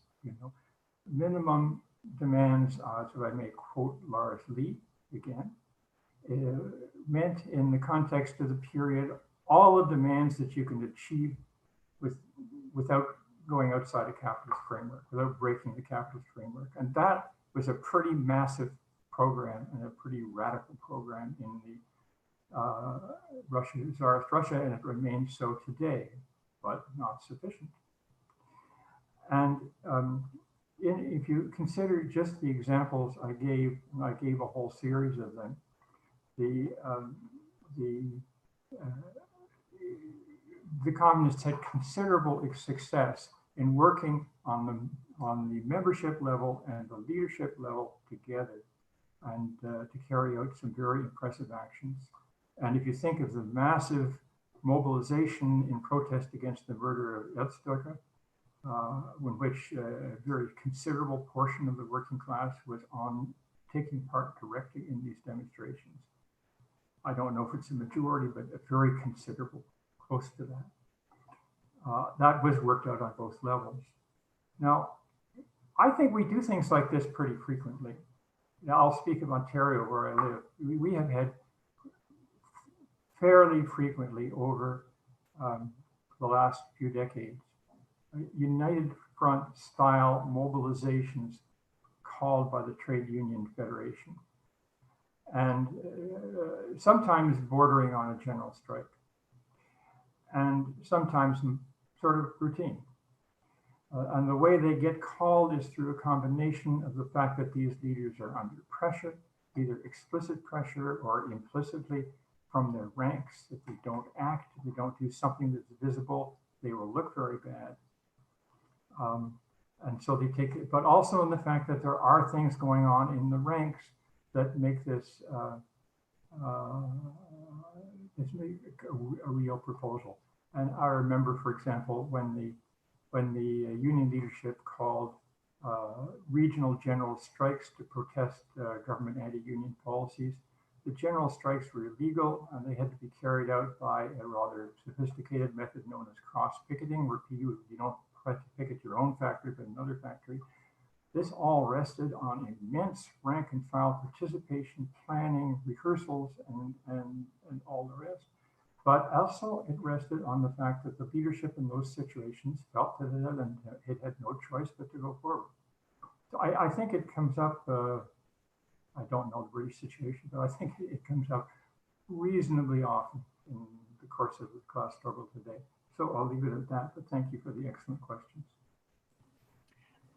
Okay, right. So next up, Alan Gibson, if you could unmute yourself. Okay. Yeah, thank you very much for that presentation, John. That was very interesting. And the discussion so far has also been very interesting. It has tended to focus more on historical questions and around the presentation, which was in that context. But I'm perhaps a bit more interested in what might be seen as the lessons for today, or indeed are there any? Sometimes when discussing the question of the United Front, it is pointed out that it was developed as a tactic for mass parties or semi-mass communist parties relating to larger social democratic parties. That was the usual tactic. You were trying to get to the base of the social democratic parties, particularly if the sections of that base were acting more radical than their leadership would like them to be. So it was a way of engaging with them around the immediate issues of concern to the wider working class. But and you seem to imply there, John, with your example of the Tarzan's campaign, that the general method of the United Front and the transitional program are still broadly applicable. Personally, I think that's true. In my experience of political campaigns, which are clearly not united fronts in the classical sense of mass party to mass party, still that approach of a campaign of a section, even if smaller than historically, section of the working class being motivated to act in defence of their interests around a particular campaign, which includes reformists and a smaller section of revolutionaries of various kinds. And in that context, I think that you will find a variety of approaches, and I think that the approach laid out as transitional, the approach of the transitional program, is quite important there, because there is huge pressure in those kind of campaigns, and I imagine it's true no matter what scales of magnitude you go upwards. There is a huge pressure to limit, for the revolutionaries to limit their intervention to the basis of unity. Whereas the transitional approach, as John was talking about in his presentation, was not just around those more immediate demands which the working class were being mobilised around, but also around wider demands, perhaps which were not being raised specifically in that context of the immediate campaign, and also demands which posed the question of power. And those would be obviously far beyond most of the consciousness of most of the participants, but still it was an important component of the program that was presented. And I think that's quite important, because there is that tendency to capitulate to that pressure for unity, and you see it unfortunately in many of the groups who call themselves Trotskyists and call themselves as groups implementing the method of the transitional program, is to leave out the sections of that overall program which pose the question of power, which pose the question of building separate organs of working class self-organisation, and leave out the questions which get to point towards confrontation with the state, and certainly leave out any idea of seizure of power, because they don't want to be seen as going too far ahead of where the existing consciousness is. And I think that's a serious mistake, and it's certainly, as John outlined, not the perspective which was developed in the revolutionary Comintern. I would say that there is also a tendency to see individual demands as being transitional, and perhaps, John, you were making that point, I think. Whereas I see the transitional more in terms of an overall program, as I thought you had presented in your initial presentation, that includes immediate demands, and sometimes those immediate demands can be not transitional in that sense, and that they don't pose the question of power in of themselves. So defence of a hospital, can that form part of a United Front campaign? Defeat of fascism, even, that doesn't pose the end of capitalism per se. And there are many things in between that which could be seen as united fronts. And the demand around which the United Front was formed was not posing even implicitly the end of capitalism. It's something which could be met within capitalism.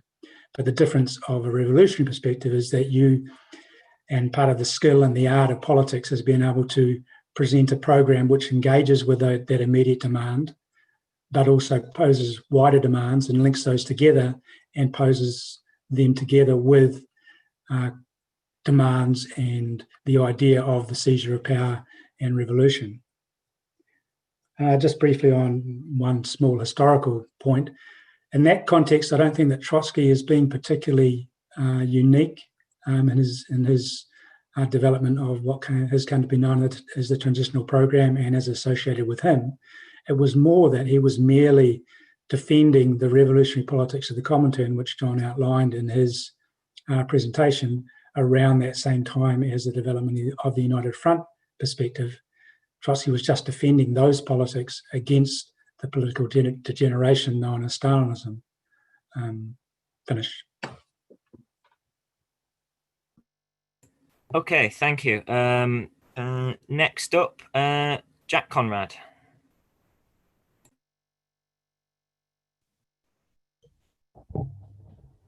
Yeah, thanks, John, for that presentation. I've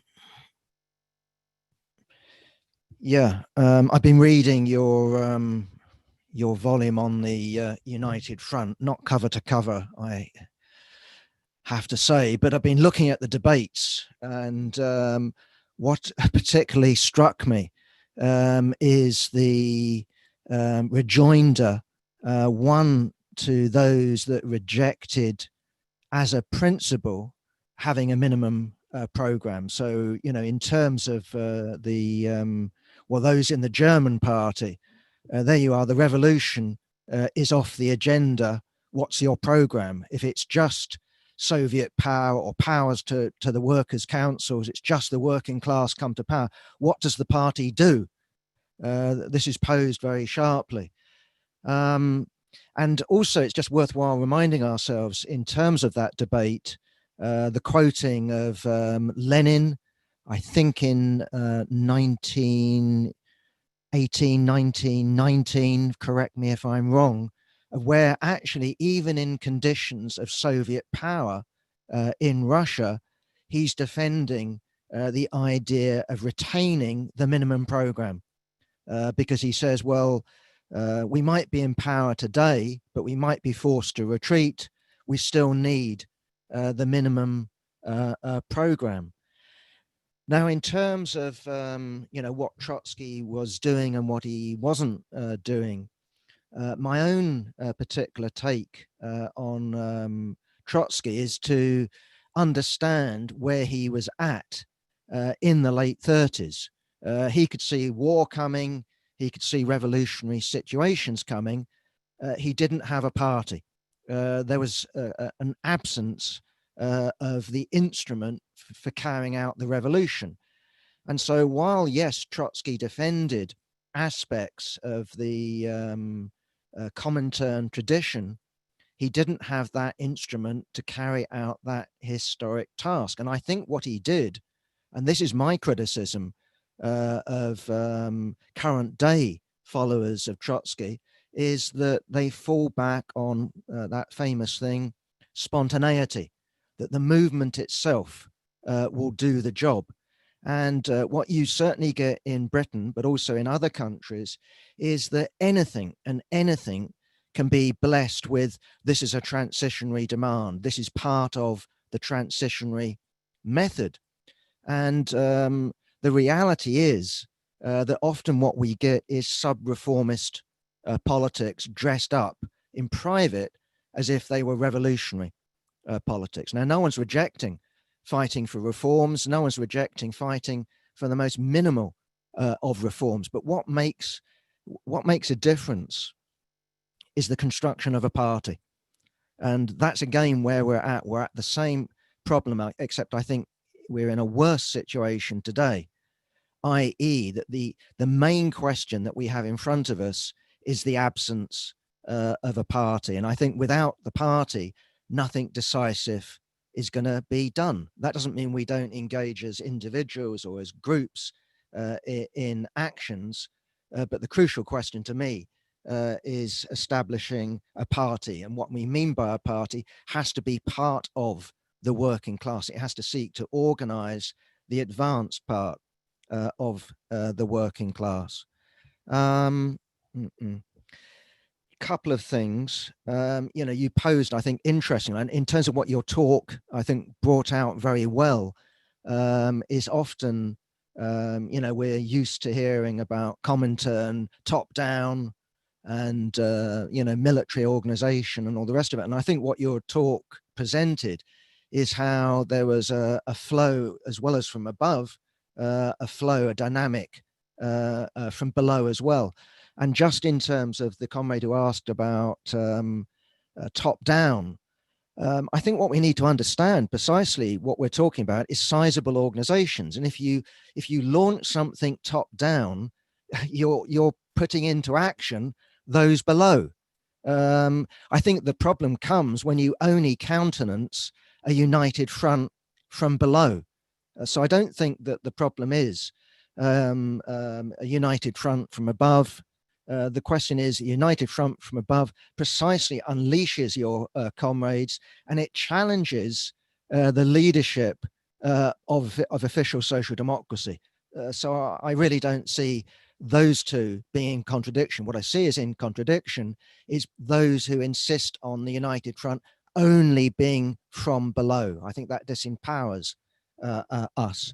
Just lastly, on the workers' government question, from my memory, in terms of one Comintern resolution, I think it was drafted by Zinoviev, doesn't he describe 5 examples of a workers' government at its highest level, what we have in Russia today? That's what he would be saying. But at the lowest level, he talks about a Labour government. And in his discussion, he says, but that isn't really a workers' government. And this is the problem I think we get into when we're talking about the situation in Germany. Do you go into a government with official social democracy along with the independents if the officials are still pursuing, in essence, the policy of German imperialism? And my answer to that would be no. Should you be posing working class power? Should you be posing a working class government? Yes, but it isn't, how should we put it, without conditions. In other words, Lenin and the Bolsheviks were calling for all power to the Soviets. That's absolutely true. But they weren't saying all power to the Soviets in order for the Mensheviks or socialist revolutionaries, the right in the Mensheviks and the right in the socialist revolutionaries, to carry out the foreign policy of Tsarism in alliance with the Anglo-French imperialism. So I do think there are nuances involved here. But the crucial question to me is that in terms of a united front, really what we're talking about is a tactic advanced by a party. That's my view of what the united front is really about. Okay, Anne next. Anne McShane. Okay, thanks. And hello, John from Cork. And thank you very much for today's talk. I found it very interesting, and it made me again appreciate, you know, the opportunity to have you and Mike and others speak to us about the kind of living history of this struggle, that this, you know, to contextualize and to show that this, the United Front tactic was being debated in a period of retreat, and some to a large extent in relation to the revolution, and reflected the struggle to go forward and to go to the masses, and the differences between sections within the party on that question, the leftism and where that came from. So for me, like listening to you, it just makes me kind of realize once again that this tactic needs to be understood historically, and not that we have to be careful in relation to kind of transposing it to today, because today we are in a very different situation, because today we don't, as Jack Conrad just mentioned, we don't have mass parties. We have tiny splinter groups of Marxists and socialists internationally, and that gives us a real problem when it comes to us addressing the masses and going to the masses. And often what we have is, rather than the unity of Marxists, we have every group of Marxists or socialists each having their own front, their own united front. So they're all kind of, you know, we're going to go to the masses and we're going to build a party by us going to the masses. They don't have to deal with other competing groups, if you like. And that, I think, I think that that causes a real difficulty, because it sort of, it kind of, it means that they're not dealing with debates with other Marxists, they're just dealing with their own program, their own groups' ideas, and trying to bring them to the masses rather than a general strategy for revolution. The other thing I think that, and it's kind of connected with that, is that in the absence of a communist party, is it really possible to utilize a united front tactic? Now, I think by your comments earlier that you would say it is, because really you're going out there and fighting for demands that expose the nature of capitalism and raise questions of power. And, you know, I think that that's interesting, because I think it's not an either or. I don't think we can have an attitude of, well, we first have to build a communist party and then only then can we go to the masses. I think you've got to have a more flexible approach. But I think it is very difficult to do without a substantive unity among Marxists, among revolutionaries ourselves. Because what you have, and what my experience has been, is that you'll have one or two of us, and, you know, often there'll be splits even among the one or two of us, and splits within all of the revolutionary groups together involved in this mass campaign, because we haven't got revolutionary unity ourselves. So that's my first point. A second point, I think, as well, is that the United Front tactic, or the United Front strategy, has too often been used to justify going into government with, you know, petty bourgeois or bourgeois elements, as we've seen in Italy, and as has been argued for here in Ireland. I see my comrade Paul Murphy there, he's actually indicating to speak. Well, I think I would have a difference with him in relation to his approach to Sinn Féin, a government with Sinn Féin, a left government, and I have already written on the question. So that's my kind of point about today. Then my last point is really, I think that it's very interesting what you say about Clara Zetkin, and in particular what you say about the Communist Women's Movement and its use of the United Front tactic. And obviously I'm looking forward to reading the book when it comes out, but I wonder, could you say a little bit more, because you just mentioned it in passing, what it is that you think was particularly interesting and positive about what the Communist Women's Movement did, either yourself or Mike, because I think that would be useful to have some insight into their strategy. Anyway, okay, thank you. Okay, thanks, John. There's a lot to deal with there. Do you want to come back in on that?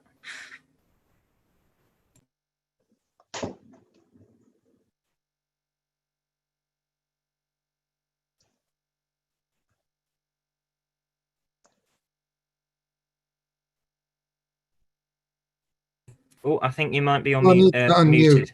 Yeah, John needs to unmute. I'll never learn. Okay, I say. Closer. My colleague in the Comintern Publishing Project, Mike Tabor, is in on the call. I can see him. And he is co-editor of the book of documents on the Communist Women's Movement. So I wonder, Mike, if you would like to speak to what Anne McShane was saying.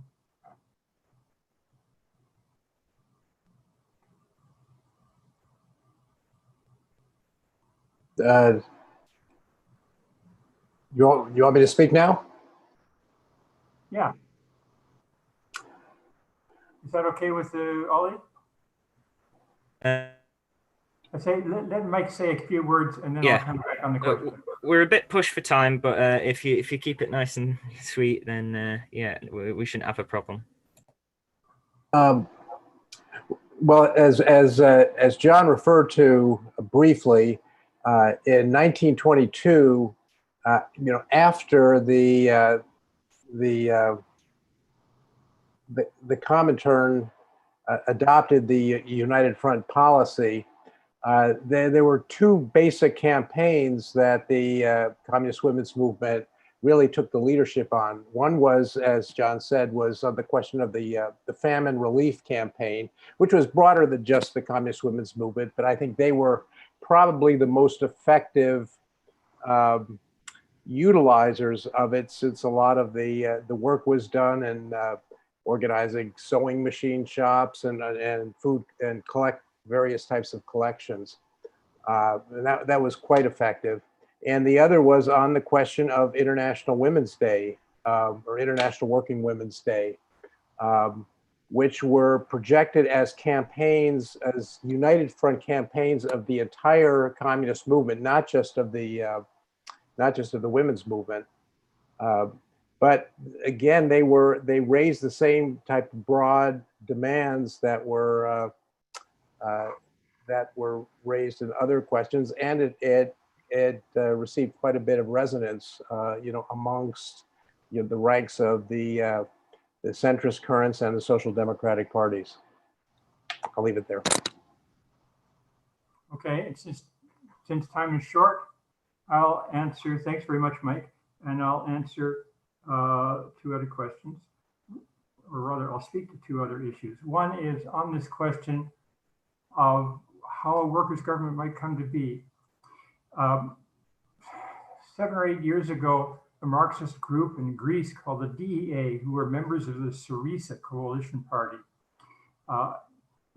arranged with me to publish considerable extracts from the 4th Comintern Congress in Greece, the parts on the debate on the workers' government. And the book was published, apparently a great success. But when the Syriza government came to power, they did not regard this as a workers' government. They regarded it as part of the foundation on what a workers' government could be built if this party took an anti-capitalist course, which of course it did not. And the crisis was posed when the government, under guns from the European Union, was forced to call a plebiscite, a referendum, which it won overwhelmingly. That then authorized the government to set out in a new course. I'm not going to try to elaborate, but it was at that moment that the question of forming a workers' government in that atmosphere of globalization could at least have been posed, and in which the army might not have been able to intervene, at least not initially. I just mentioned that as an example from today, which perhaps comes closer than anything in Europe over the last couple decades. I'm going to mention another example, which is Quebec, which is very timely because the experience of the Quebecois is very similar to that of the Irish. And so it has something to do with what Comrade Anne McShane was talking about. For the same reason, in Ireland and in Quebec, a mass labor party, a truly mass party, did not develop and did not come into government. But in about 10, 15 years ago, there was a movement in Quebec to form a radical working class based party, which exists and is called Québec Solidaire. It's become quite strong, and it's not excluded that it could become the government. Not likely, but in certain circumstances it could happen. This has happened during a period in which the working class in Quebec was generally rather quiescent. And so the party, it's been hard to build a militant course in the party because, after all, the party is trying to represent the workers, and by and large, the workers are not revolutionary in outlook in Quebec right now. So it gives the party is tending to develop in a reformist direction. But the interesting thing is that was a situation of a party which was not from its birth foredoomed to go in a reformist direction. It was an open question. And if there had been a major working class upsurge in these years, and that often happens in Quebec, it would have gone and it might still go. So I give you these 2 examples, and also we should reflect on the US experience to show that the sort of set piece situation that you have in the relationship with the British Labour Party in England, and I think Scotland might be another question, I don't know about that. But I think it's not the only situation that we may face in Europe in the coming years. Now, I noticed that during the discussion, I wasn't really able to give attention to what's on the webinar chat column. But there are some very interesting questions there, which I'm not in a position to examine and answer. I tried lifting that text, but I couldn't do it. So I'd like to ask the organizers if it's possible to lift the text of that chat column and send it to me. I will attempt to answer it on my blog, which is, as I told you, johnriddell.com. Very hard to remember, johnriddell.com. And so the blog is also open to your questions. You just write them directly as a comment to the blog, and I'll pick them up from there.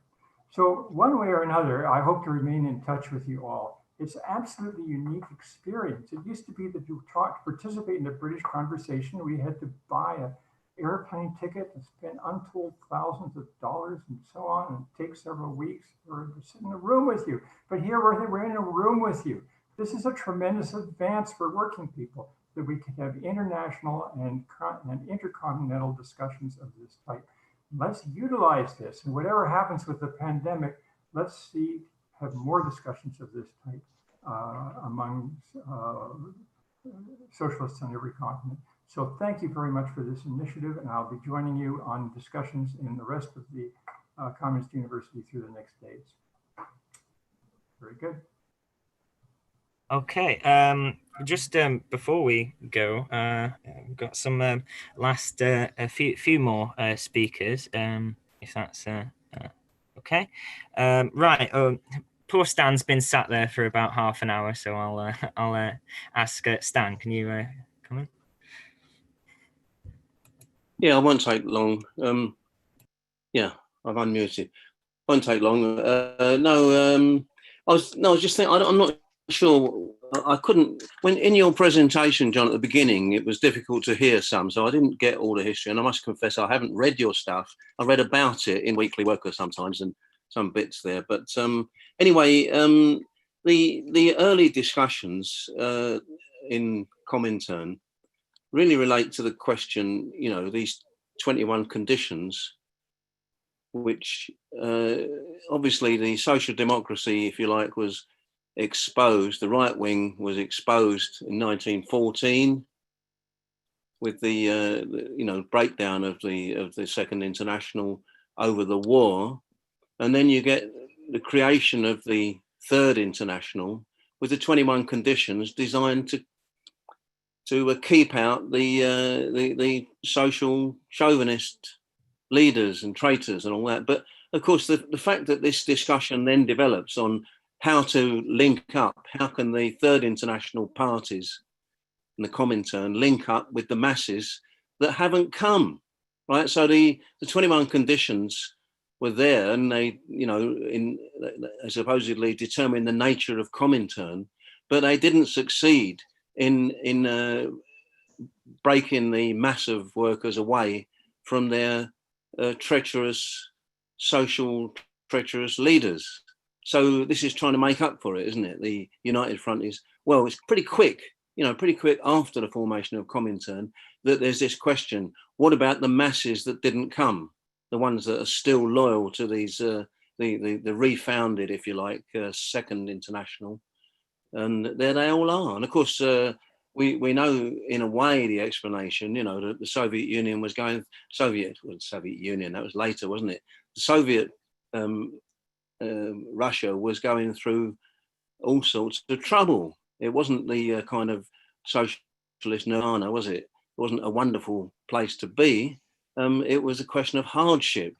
And that clearly influenced the German masses as well as anywhere else, and the right wing can point to it. Don't do this, it's so you know, it's a road to poverty. That was one question. I just wanted to mention that as a basis for the thing. I was quite pleased to hear Alan Gibson's comments on you know, his understanding of Trotsky's transitional program as opposed to the odd separate transitional demands, you know, and the fact that it should include the democratic program, the monarchy, the Lords, Church of England, and the secret state, and getting rid of the army and the police and replacing it with a militia, all that. That's, you know, that's right. And that's not what I'm getting from my transitional people from Brighton in the Labour Left Alliance. They don't like any of that stuff, you know. And he's saying wind up. Lastly, you raised the question, John, about in the United States, how do you deal with the army when Trump puts the army on the street against the masses, you know? And if the masses were big enough, it would be all right. But I don't think so. If you can have a very big mass movement, and if the army is not divided, you know, and it starts to shoot you up, you've bloody well had it. So the answer's got to be a revolutionary situation is only possible when the state is divided, when the army is divided, when we've done our political work in the army and so on. That's the right answer for it. And we do say now, abolish the police, abolish the army, make a people's militia. Thank you. Okay, thanks for that, Stan. Hate to rush. Okay, Paul Murphy, can you unmute yourself? Yeah, you can hear me okay? Yeah. Great. Okay, thanks a million, John, and thanks really a lot for the work you have done. I've recently bought Mike Tabor's book as well, so that arrived. I'm looking forward to reading that. I just wanted to speak a little bit about this question of how relevant the United Front strategy or method or whatever is for today, because I agree that conditions are very different in many ways, in terms of the state of organization of the working class, in terms of class consciousness, in terms of broad popularization of socialist ideas, etc. There's very important things that are different now. But I think there are very important things that are similar as well. And the two key things I'd say, one is that revolutionaries are in a minority. And I do think like a big part of the battle around the Third Congress, and to a lesser extent the Fourth Congress, was about Lenin and Trotsky and others kind of hammering the ultra-lefts in saying you have to recognize you're in a minority. You don't have the masses. You have to win the masses as a precondition to then fighting for power. And we're definitely in a minority now. But at the same time as that, we also are in agreement with big sections of working class people on lots of very important issues. We could easily, in the various countries we're from, come up with the 5 demands like we're come up with in Stuttgart, which could potentially mobilize substantial sections of workers. And I think that's where the United Front tactic and method comes into play, of small groups of revolutionaries relating to much wider sections of working class people, and understanding that we can't always just relate in a direct way, but sometimes need to relate through people's organizations, which is trade union organizations, community organizations, but also political organizations. And I do think that's one sense in which it's different today in advanced capitalist countries, whereby, to take the example of Ireland and Sinn Féin and the points Anne made, is like in the past, or kind of the traditional application is the revolutionary Marxists towards what are clearly mass workers organizations like the SPD or the Labour Party or whatever. But when you have a situation, even in developed capitalist countries, where big sections of workers look towards forces that are not workers' parties, but are petty bourgeois parties or whatever, for me, the method is still applicable. I'd be interested in hearing John's view on that historically.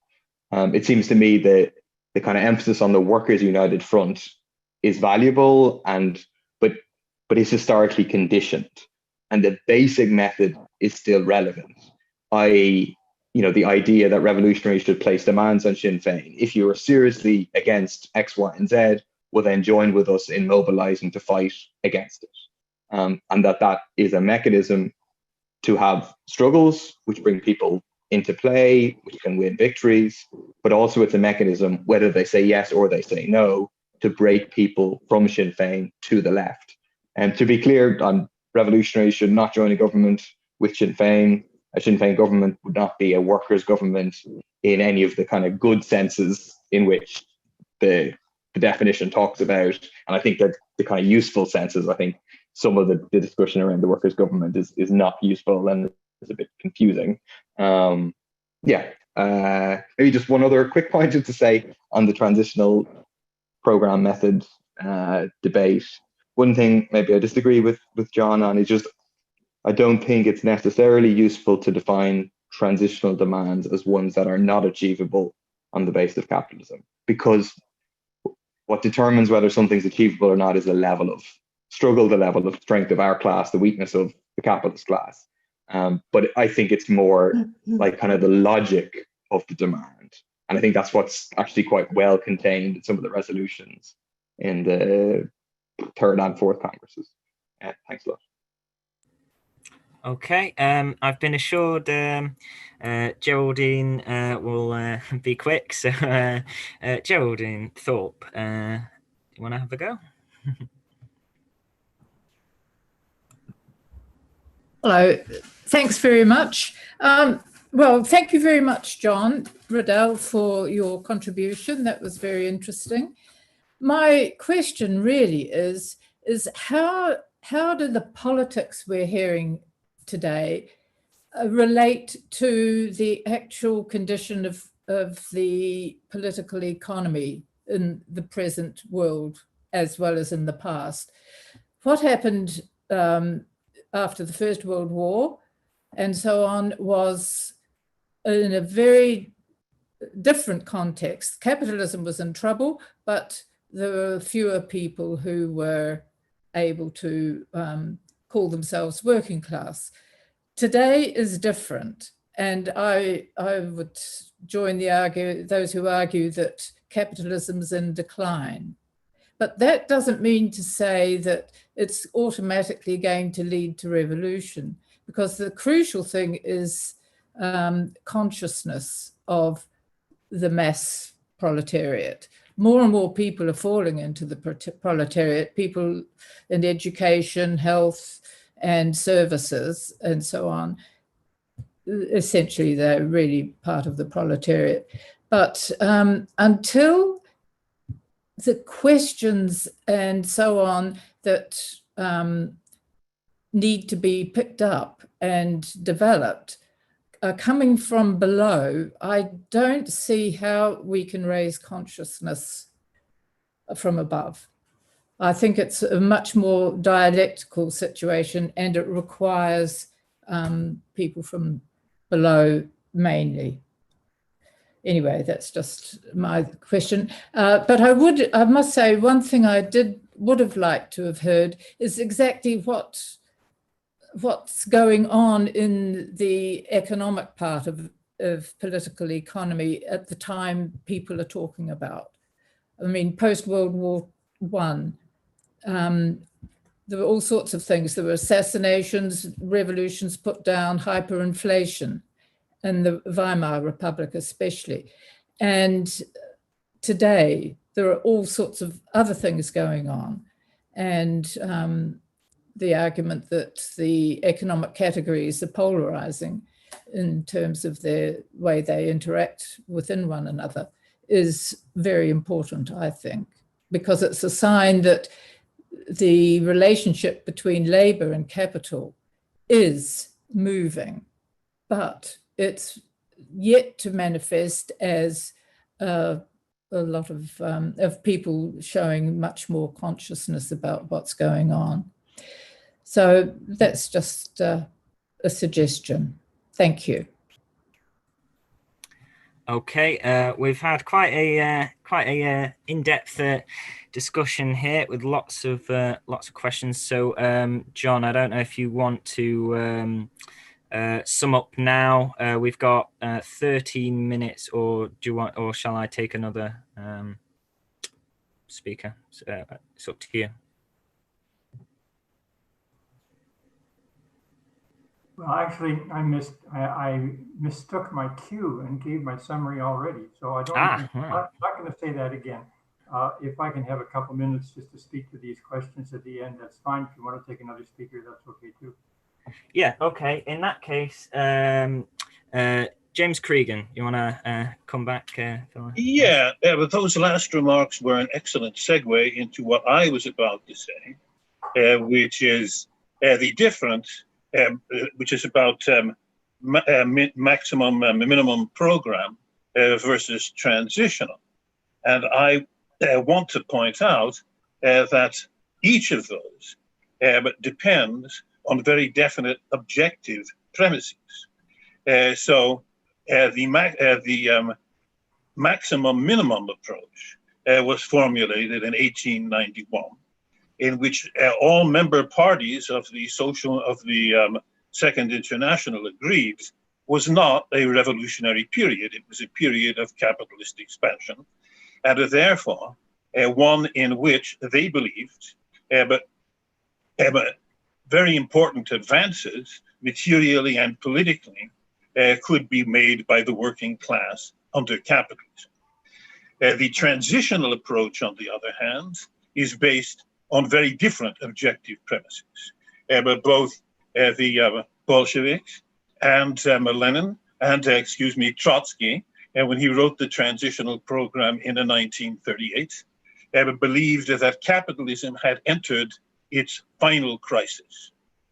But the transitional, in its final crisis, they believed that no systematic or significant reforms were possible.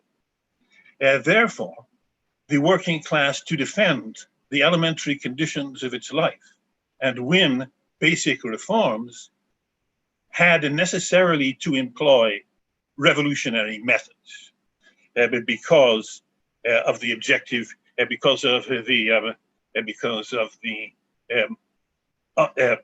unwillingness of the capitalist class, but the impossibility of the capitalist class to grant significant reforms. Therefore, these partial battles had the possibility of escalating into a struggle for power, which they would not necessarily do in a period of expansion and one in which reform is possible. The question, and I think it was raised by the last speaker, is what kind of period are we in today? And that is a question that's not easily answered.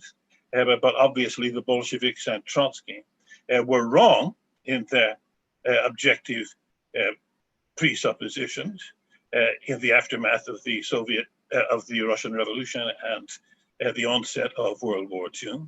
I think this is a question, the nature of the period that we're in, that has been insufficiently interrogated. Thank you. Okay. Right. John?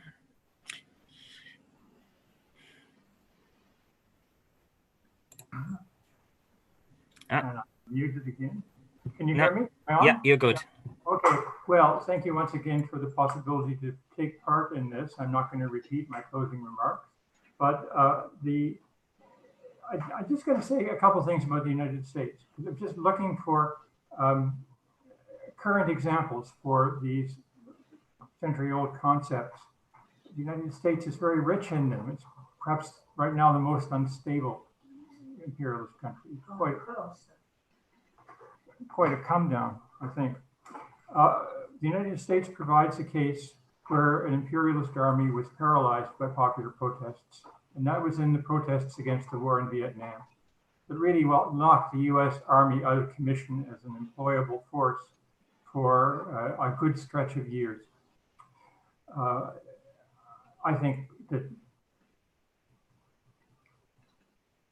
it really became impossible to use the army for a while to suppress a popular movement.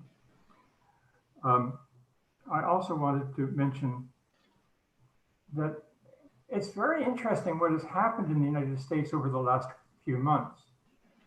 It's the biggest upsurge, of a popular uprising in US history, bigger than in the Vietnam era, bigger than in the 1930s. And it certainly has had a big impact on the society. And it also had a moment of the need to find a program in a situation where there was no formal structure and no formal leadership. But there was, I believe, a structure underneath, in terms of connections people had made in recent years, and a demand emerged to defund the police, which got a lot of resonance. And there's also a discussion about whether that was a usable demand. Well, we're certainly getting some experience in it. But it showed, on the one hand, the importance of being able to produce demands that can be carried by the entire movement. But on the other hand, how important it is that the demands have some transitional character. And there I agree that the transitional element is represented not by the demand it's in itself, but by the program of demands. And of course, in the United States now, you have the most bizarre situation of the great instability of the state. The fact that there's now a lot of discussion, perhaps exaggerated, I don't know, but the fact the United States may now launch into an inability to carry out elections. Perhaps elections will have to be decided in some non-electoral fashion. I don't know. I don't live in the United States. Just I look out my window, I see it. But it indicates that questions of power are not necessarily so far away, even in a situation when, in terms of formally constituted revolutionary organization, the situation is not so developed. And all the more, therefore, I would say, all the more useful and necessary is the work that you and other comrades do in Britain and this present communist university. Thank you. Okay, right. Well, look at that. Yeah, even early. Right. Okay, so I have an announcement from Emil. So if any comrades are interested in in a beer or other beverages together after the meeting, there is a Discord server that they have put up. It'll be open the whole week. I'll put the link in the chat. Of course, you're going to have to supply your own alcohol. Sadly, this year we can't do that for you. So I'll put that link in the chat, and I think that's unless anyone's itching, I think that's it there. Okay, right. Thank you, comrades. I'll stop the live stream. Thank you, John. Thank you. Thank you. Thank you.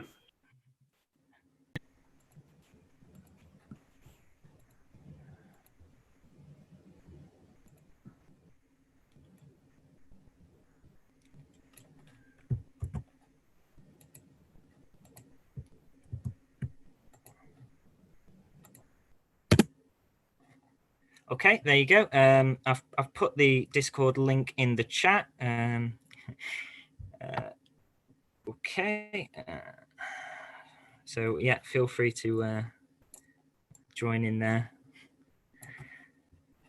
And I think I'll keep the room open briefly just so we can get a copy of the chat. I don't know how we do that. And if I close the meeting, I think that will kill the chat.